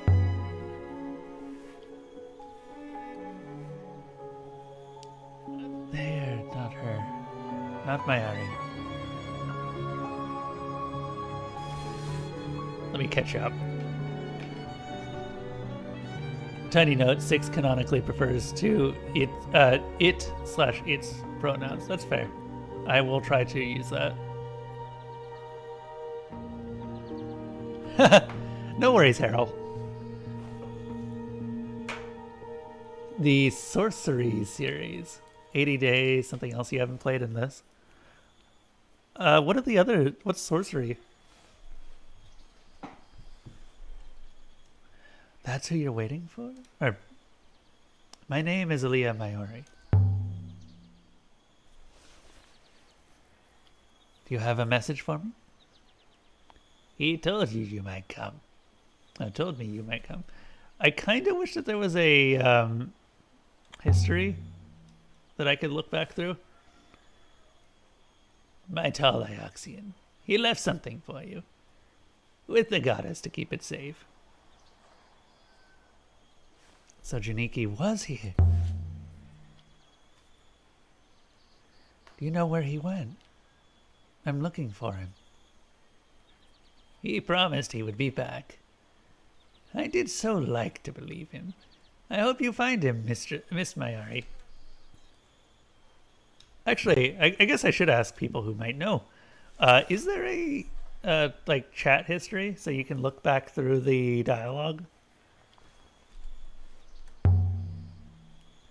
Janiki left something with the goddess, did he? Now, why would he do a thing like that?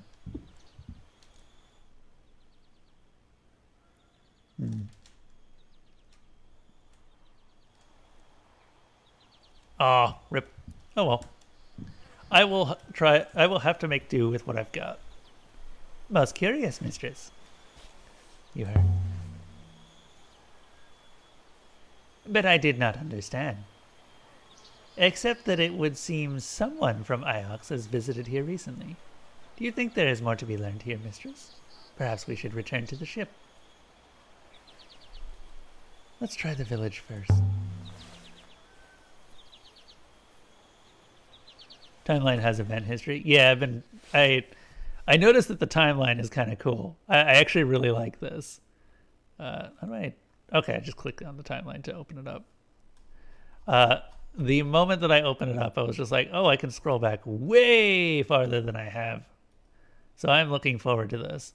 I imagine that most of this ends up getting filled out pretty soon. The ancient time, the ancient empire, the holy empire. Construction of the Nightingale? Fashioned somewhere on Elbereth, perhaps elsewhere for Elberethian sail, or else for an Elberethian sailor.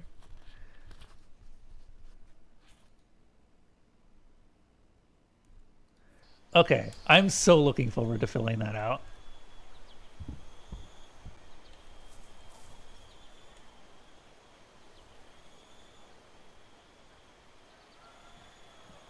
Can I... Okay, no, that's solid.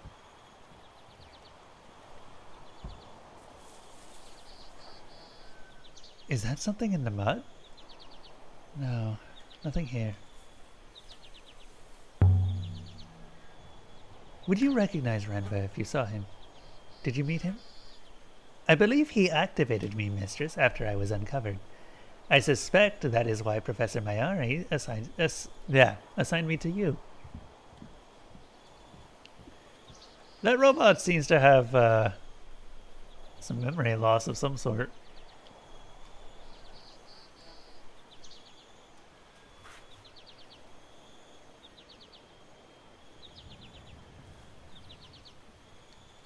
Oh, yeah. This gives me a sense of exploration that I've never actually had before. And I've been looking for a game like this since Subnautica. Why do they build on stilts, do you think? Surely it doesn't flood up here. The mud, perhaps, mistress. Or perhaps animals sleep underneath. You can't play Subnautica? Is it the thalassophobia?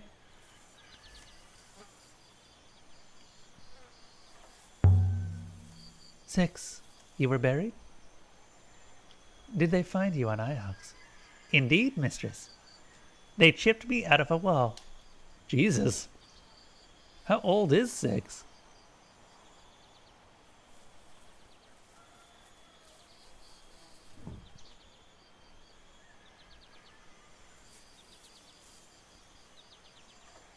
Three paths met at the heart of the village. I could imagine them all, sitting around here in the evenings, sipping rucker and singing. It seemed nice. Yeah, Subnautica's really good at inflicting that particular fear, even on people who don't necessarily have it. Stranger! Greetings. Greetings to you. Welcome to Mersey. You've come to trade?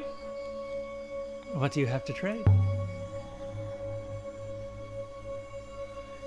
If you do not know that, then you have not come to trade. This is a beautiful moon you have.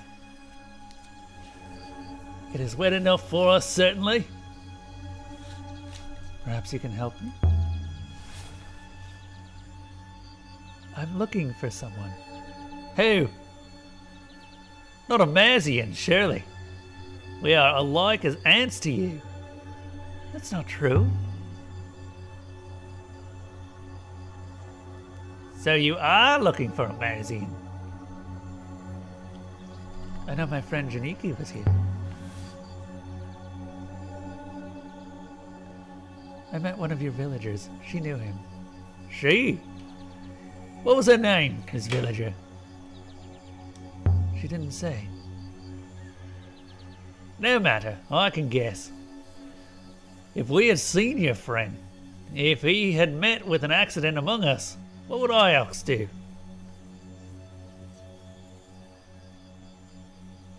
I just want to know where he is.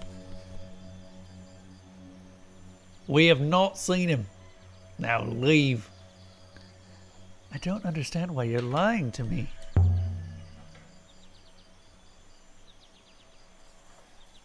The man sighed. Your friend was here. He left in a ship. Then something exploded in the sky. I do not know if that was your friend, but I do know we found this beside our goddess.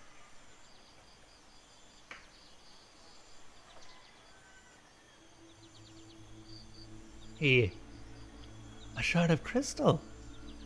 Does it mean anything to you, Six? It is most curious. The moon does not contain any crystals of this type. What have you been up to, Renba?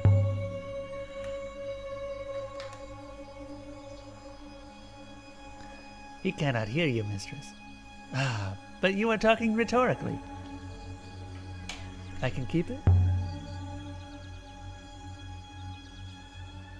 It is worth nothing to us. Keep it and go away. Good faith to you, lady. They keep talking about good faith. It seems as if Renba left, and has left us. Shall we leave? I want to look around some more.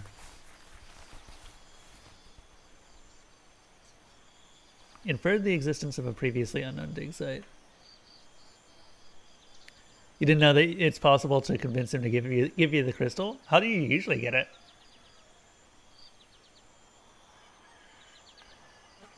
You do it with heights too. Got a headache climbing a tower parkour style in Elden Ring today or yesterday. Oh, you play Elden Ring as well. I mean, I guess a lot of people play Elden Ring. I guess I just finished my playthrough of Elden Ring and am probably not playing it again, to be honest. Notes on the obvious Middle Eastern influence on the setting. Aaliyah's name means flight/lifting, and Raki, an alcohol drink, may be inspired by Iraq. Huh. Didn't know you could talk him into giving you the shard. That's neat. Oh, hey, it's Nuravak. Dude, I haven't seen you in ages. When did you get in? Did I miss you coming in? Holy crap, how... This is great.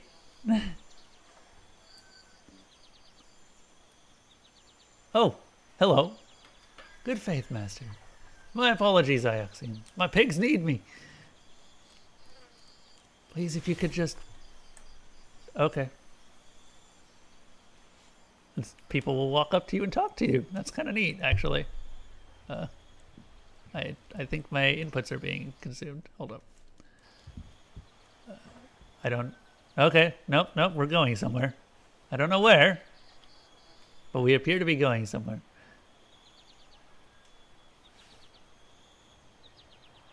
Sometimes you can get it from the lady earlier. Can't tell me yet. Okay, no problem. You're doing a quest/NPC interaction, though. Sometimes Aaliyah auto-walks. That makes sense. There's a lot of exploration to do. Are all the moons in the nebula like this, mistress? I have seen so very few. Have you ever left Iox before? Not for as long as I can remember. Mayari's brooch. The stone inside it is the same as Renba's crystal. Undoubtedly. What a fantastic camera. Evidently they came from the same source. And can we find that source? With some analysis, mistress, yes, I believe we can. Yeah, sure, let's get out of here.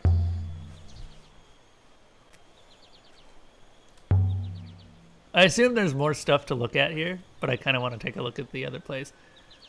How worried should I be about missing things in this game?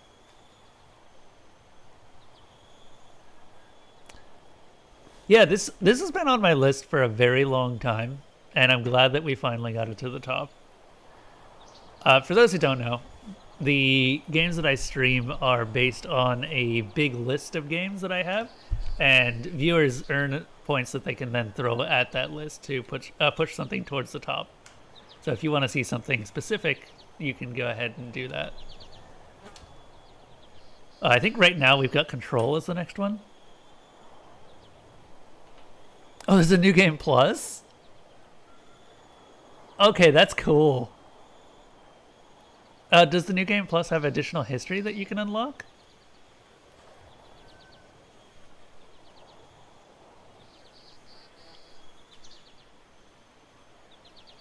Okay.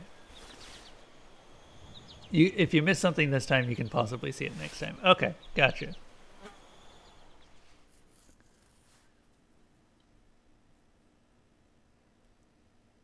Definitely additional understanding that may lead to new conclusions. So what I'm hearing then is that this is a game that I'm probably going to want to play multiple times to see some of those other endings.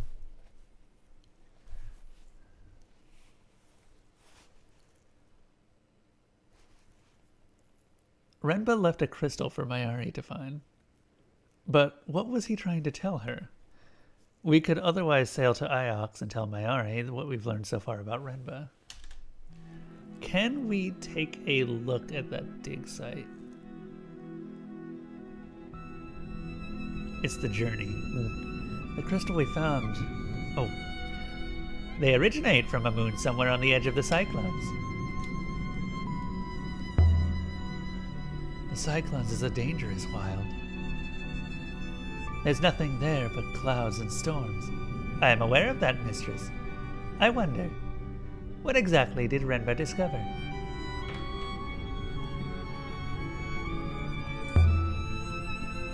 We'd better find out. Put out the sails, Six. So, are the robots ancient tech? They're not from us. Crystal Moon. Plot the course.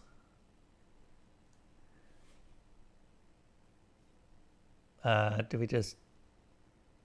Do I sail? Okay, yeah, I sail. Okay. I appreciate that even though there's no tutorial, the everything's pretty intuitive. Sailing to the Crystal Moon. This game's all about asking and answering questions, and I do notice that in some cases you just don't get questions. Are there other ships on the river, mistress? I've not seen any. Or I have not seen any. There are other ships out there, but you rarely see them.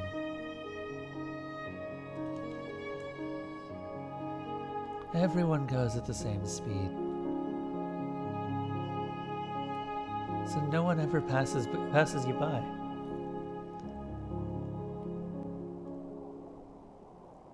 So I love this style of dialogue. It sounds lonely. Or it sounds lonely. Go straight on here, mistress.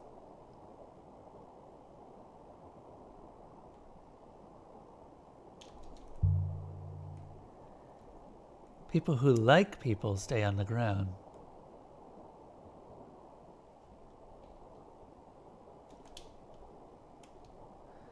You do not like people, mistress? That explains a lot. Tell me. Is there anything you do like? Wait, is this her talking to the robot? It's a little hard to follow who's speaking. I like silence.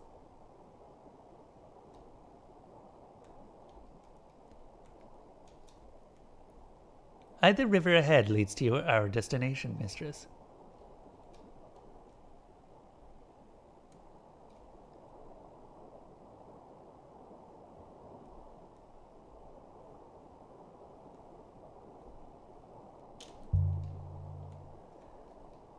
really didn't like Iox on Mersey.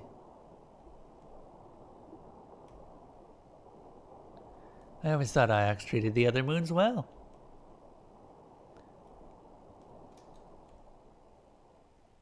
Oh, I have missed a turn.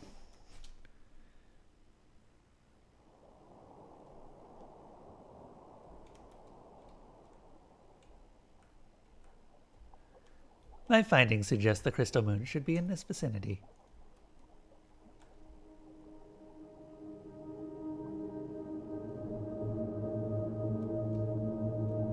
Where is it?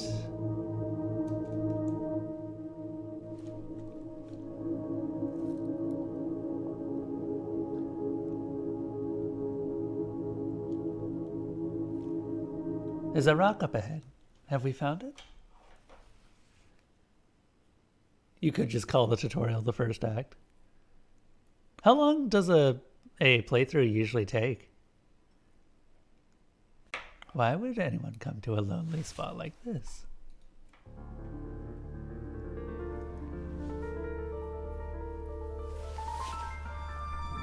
We have arrived, mistress. The moon below us is rich in purple iolite crystals, but there is no surface flow. We cannot land the ship. So this is as close as we can get. As close as you can get, mistress. I should be able to hop her down. But there is no air.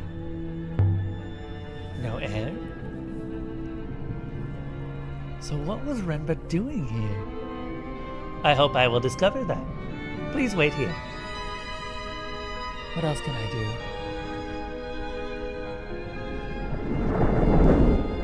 You finish this game in a day.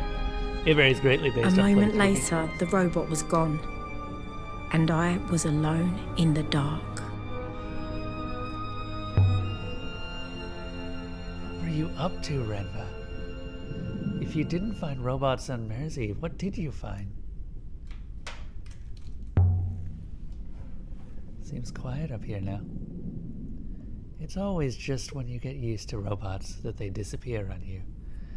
She's lost a lot of robots, hasn't she? You did several 2 to 3 hour streams. Oh, you're also a streamer, Eversados. I found something, mistress. A tool chest?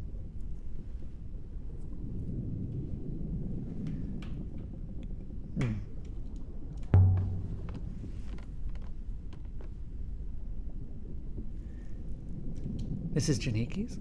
The probability is high. I believe the moon below us once was a quarry.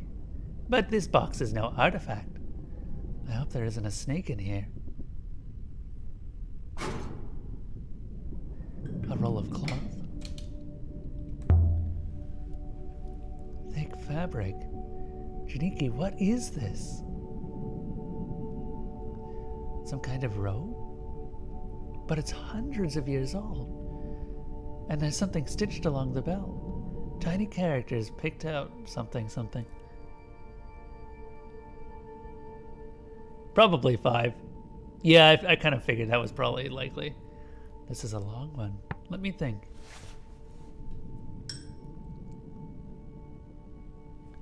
Truss, we, it. Emperor is a noun.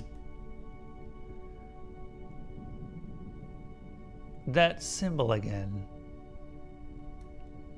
Me, believe. Trust or believe.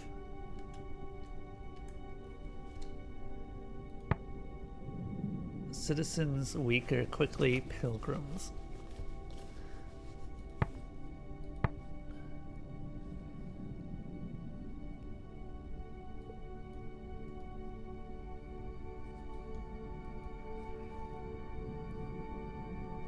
When do you usually get an idea of whether you got the translations correct?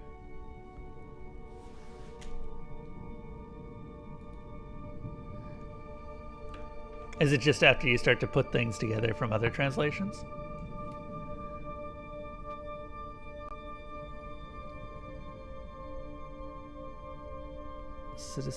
Citizens. Okay, so I think that this has to do with the Empire. No. Sometimes related words look similar. Hmm. Oh, I see. Okay, we're seeing the words that have the same characters then.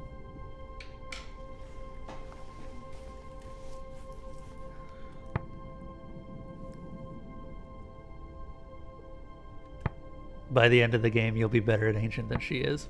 Hmm.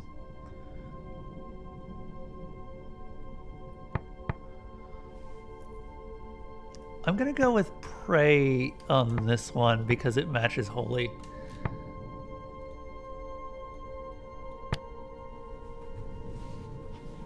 It's pretty close to a match with Holy.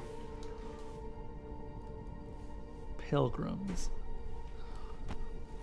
That's a long one, too. I'm gonna go with Pilgrims. We pilgrims pray, I, me.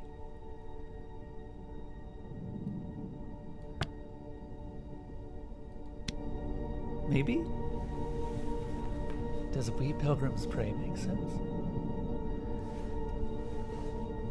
A ceremonial robe, I suppose.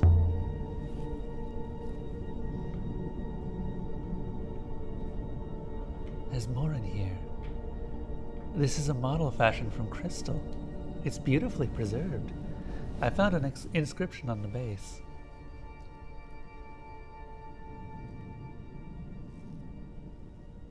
Is that a single word? Most likely not. Ancient scribes didn't always have trouble. Yeah. I didn't think that all their writing would be this. Okay.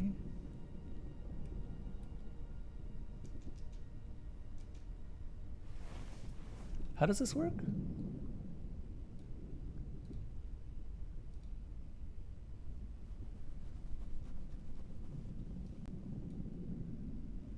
Praise.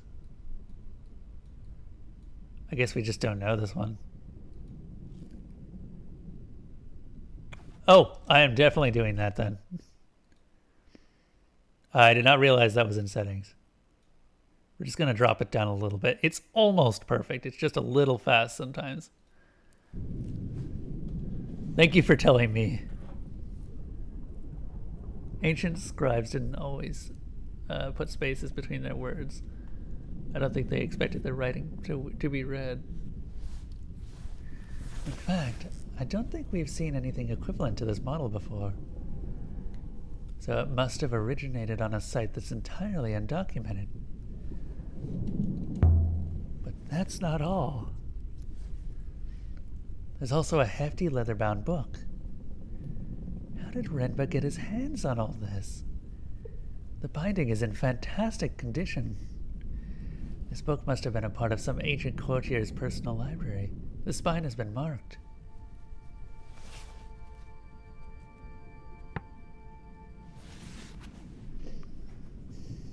Okay. Where have we seen this? This character in particular could be close to an E in this text. It seems to show up in a lot of different words. The second word doesn't look like anything I've seen before.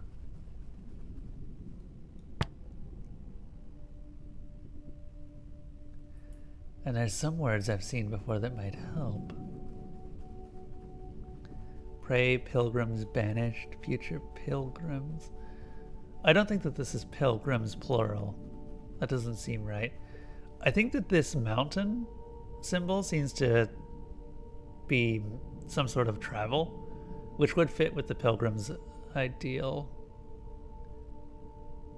I don't know what this symbol is.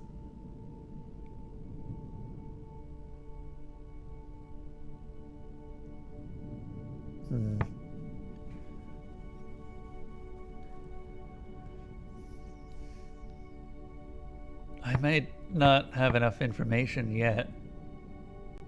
Yeah, I kind of figured that sometimes we just have to guess and assume that I got it right.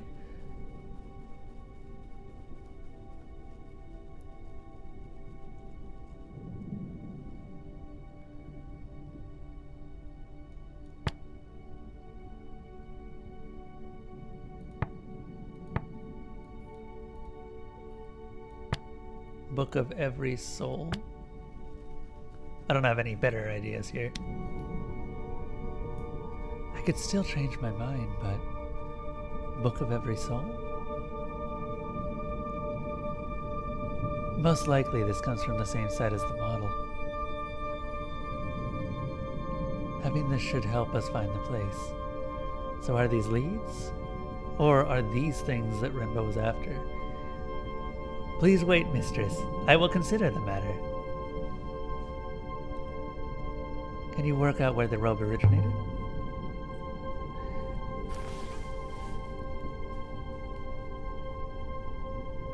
I fear so. It is not a good location, mistress.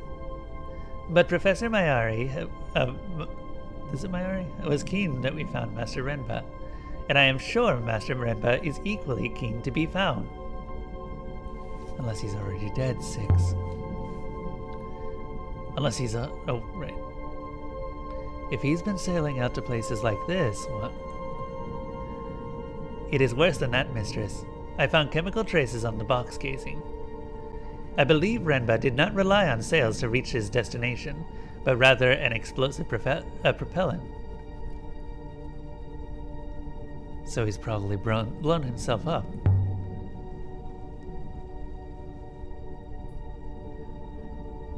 Mystery. Show me where he went, Six.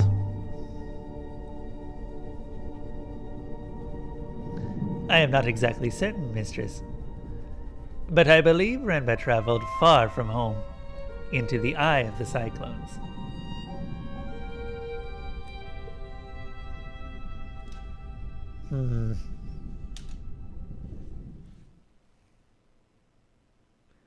By the way, sometimes I am known to be very dumb by just, like, not having the perception to notice something.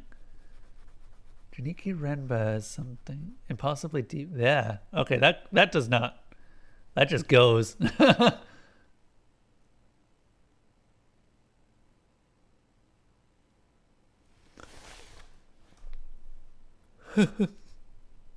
Ooh.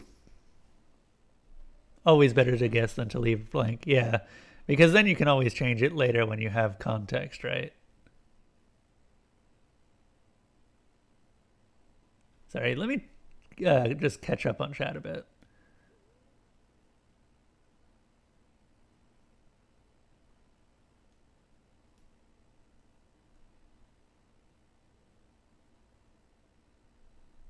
Okay. I am caught up. Well, we could go to the Eye of the Cyclones, or we could just visit... Oh, hey. Is a market moon far outside the reach of Nox? I've never been there. Screw it. We're going to this place that we have no particular reason to go to. For really no reason. Wait, can I not? Never mind. Can we go back to Mercy?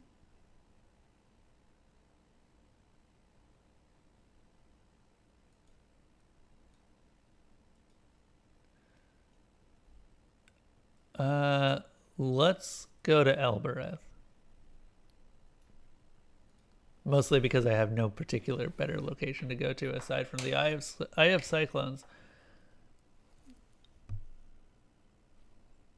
And I'm going to look around before we go to the Eye of Cyclones.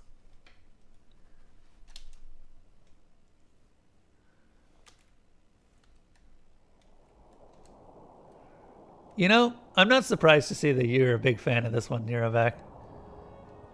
Considering you were also a big fan of Uru and the Mist series. Hold on, Six. I cannot hold on, mistress. We're in one piece. We appear to be.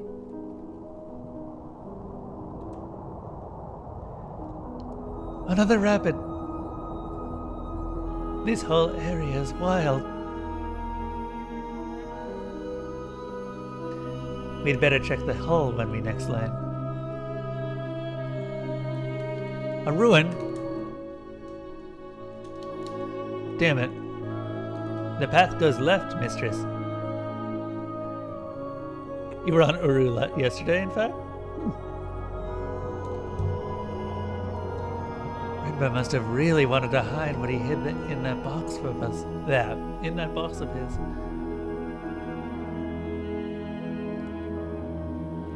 I wonder why.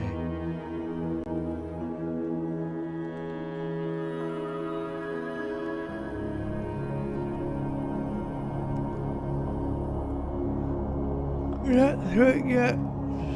Excuse me.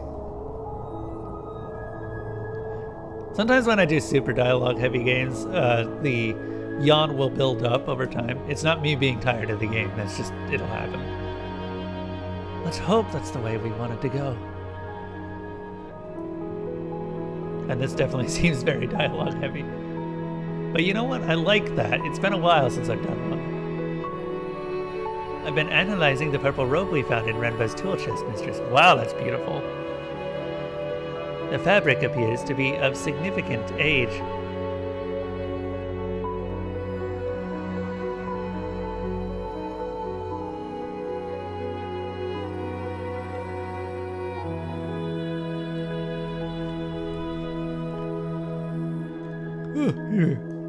Either of the rivers continue to our destination, mistress.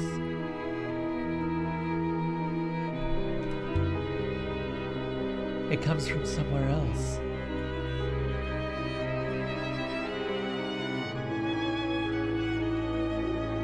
That's clear. But where?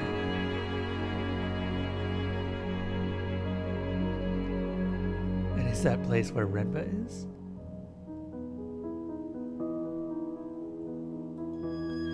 I cannot analyze for that, mistress.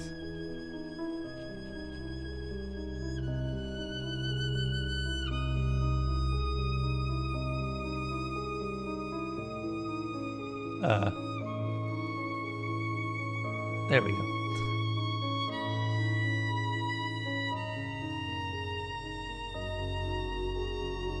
Whee! Okay, that's neat. Look at the wibbly wobblies. Just back and forth and back and forth. They say on Elbereth, if you sail too far, you'll meet yourself coming back. But I've sailed plenty far, and I still don't know who I'm supposed to be.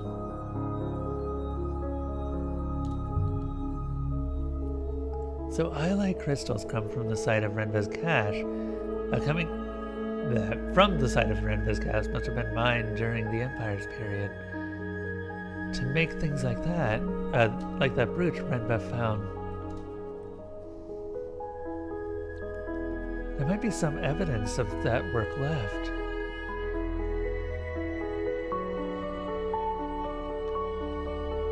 Or some artifacts from connected sites.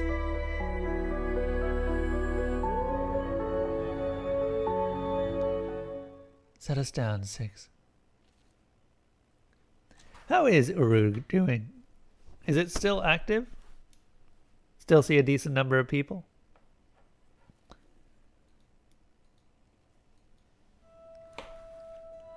We landed in the dust outside the great walls of Elbereth. No one looked up to watch us arrive. The people here only ever look down.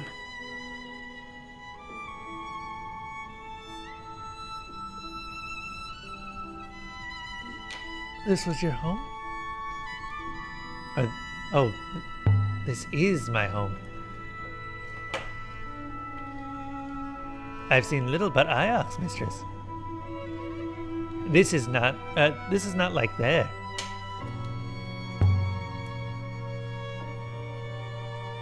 It's not. This way. This is the gate to the upper citadel. Mistress, there is only one solid rock behind this door. Ah, I comprehend. It is a hopper. Of course it's a hopper. How else could you get up there? I cannot see the eye, mistress. Without a line of sight to the eye, how does one use it? What is a hopper eye? The eye is a focus, mistress, nothing more. It receives and reparticulates the hopper signal. Think of it as a funnel into which the sands of your being are poured.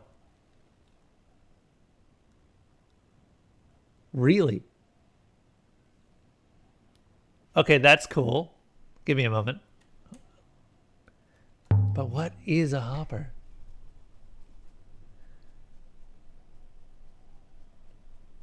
I mean, what's inside it?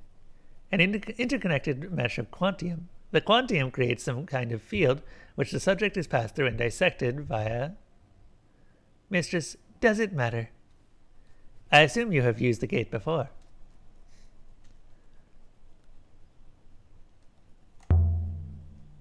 You sound like you don't trust me. A hopper takes one's corporeal form to pieces, mistress. Trust is critical. We don't have to go inside.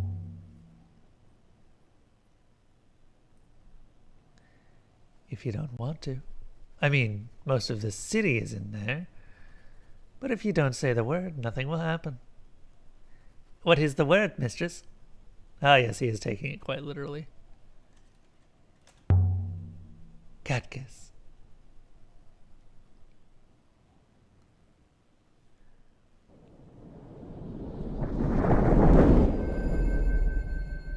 I'm not even going to try to pronounce that.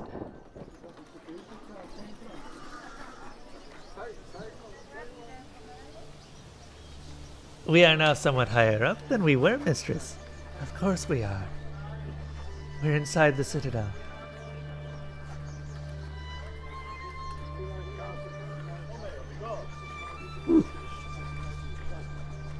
Okay, hold up. I'm going to check up. So, wait. Sorry. User-generated ages. When did that start happening? It's getting large amounts of expansion. Myst 5 is being slowly integrated into Uru, as was the original intent. Well, that's cool. So they're adding the tablets from Myst 5? Iini... Iani...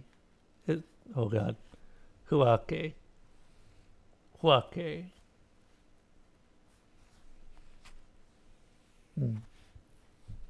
Yeni.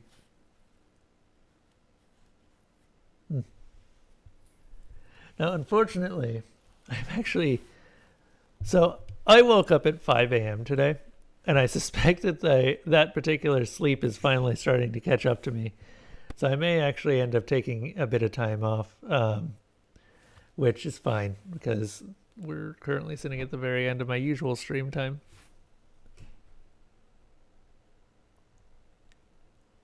Fanmade? Really? Okay. I haven't seen those. I did not know those existed. That is cool, though. Is there a creator? Like a, what do you call it? A construction kit that you can use for them?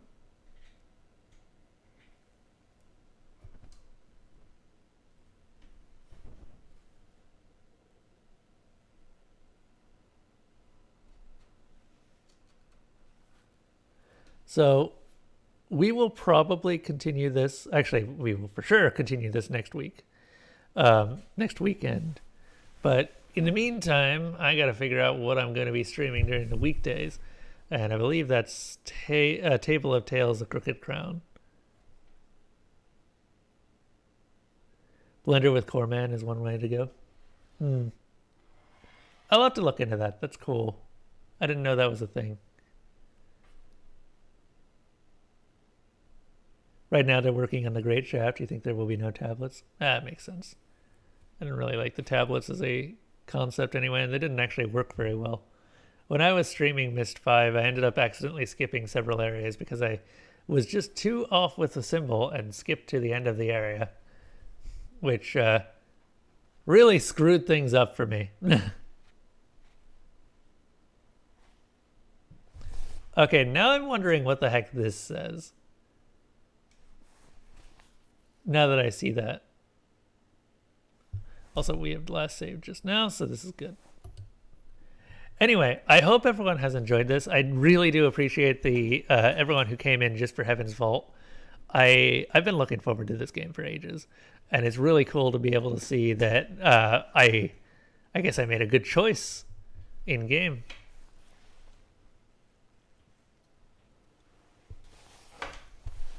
Yep. So thank you to my Patreon supporters: Tenace Games, Zebgrin, Slime Hunter, Walks with Gorillas, my dad, Krumlin Kev, Tessalona, Miss Mango Plays, NBFF, Alpha Mango, Kawok, Veritanium, Molly Copper, and Paper Tubeless for continuing to support the stream. You guys keep everything going and help me to cover the cost of edits for these. And I am going to see everyone later. Give me a moment and I will try to find a suitable raid. I don't know who's on right now.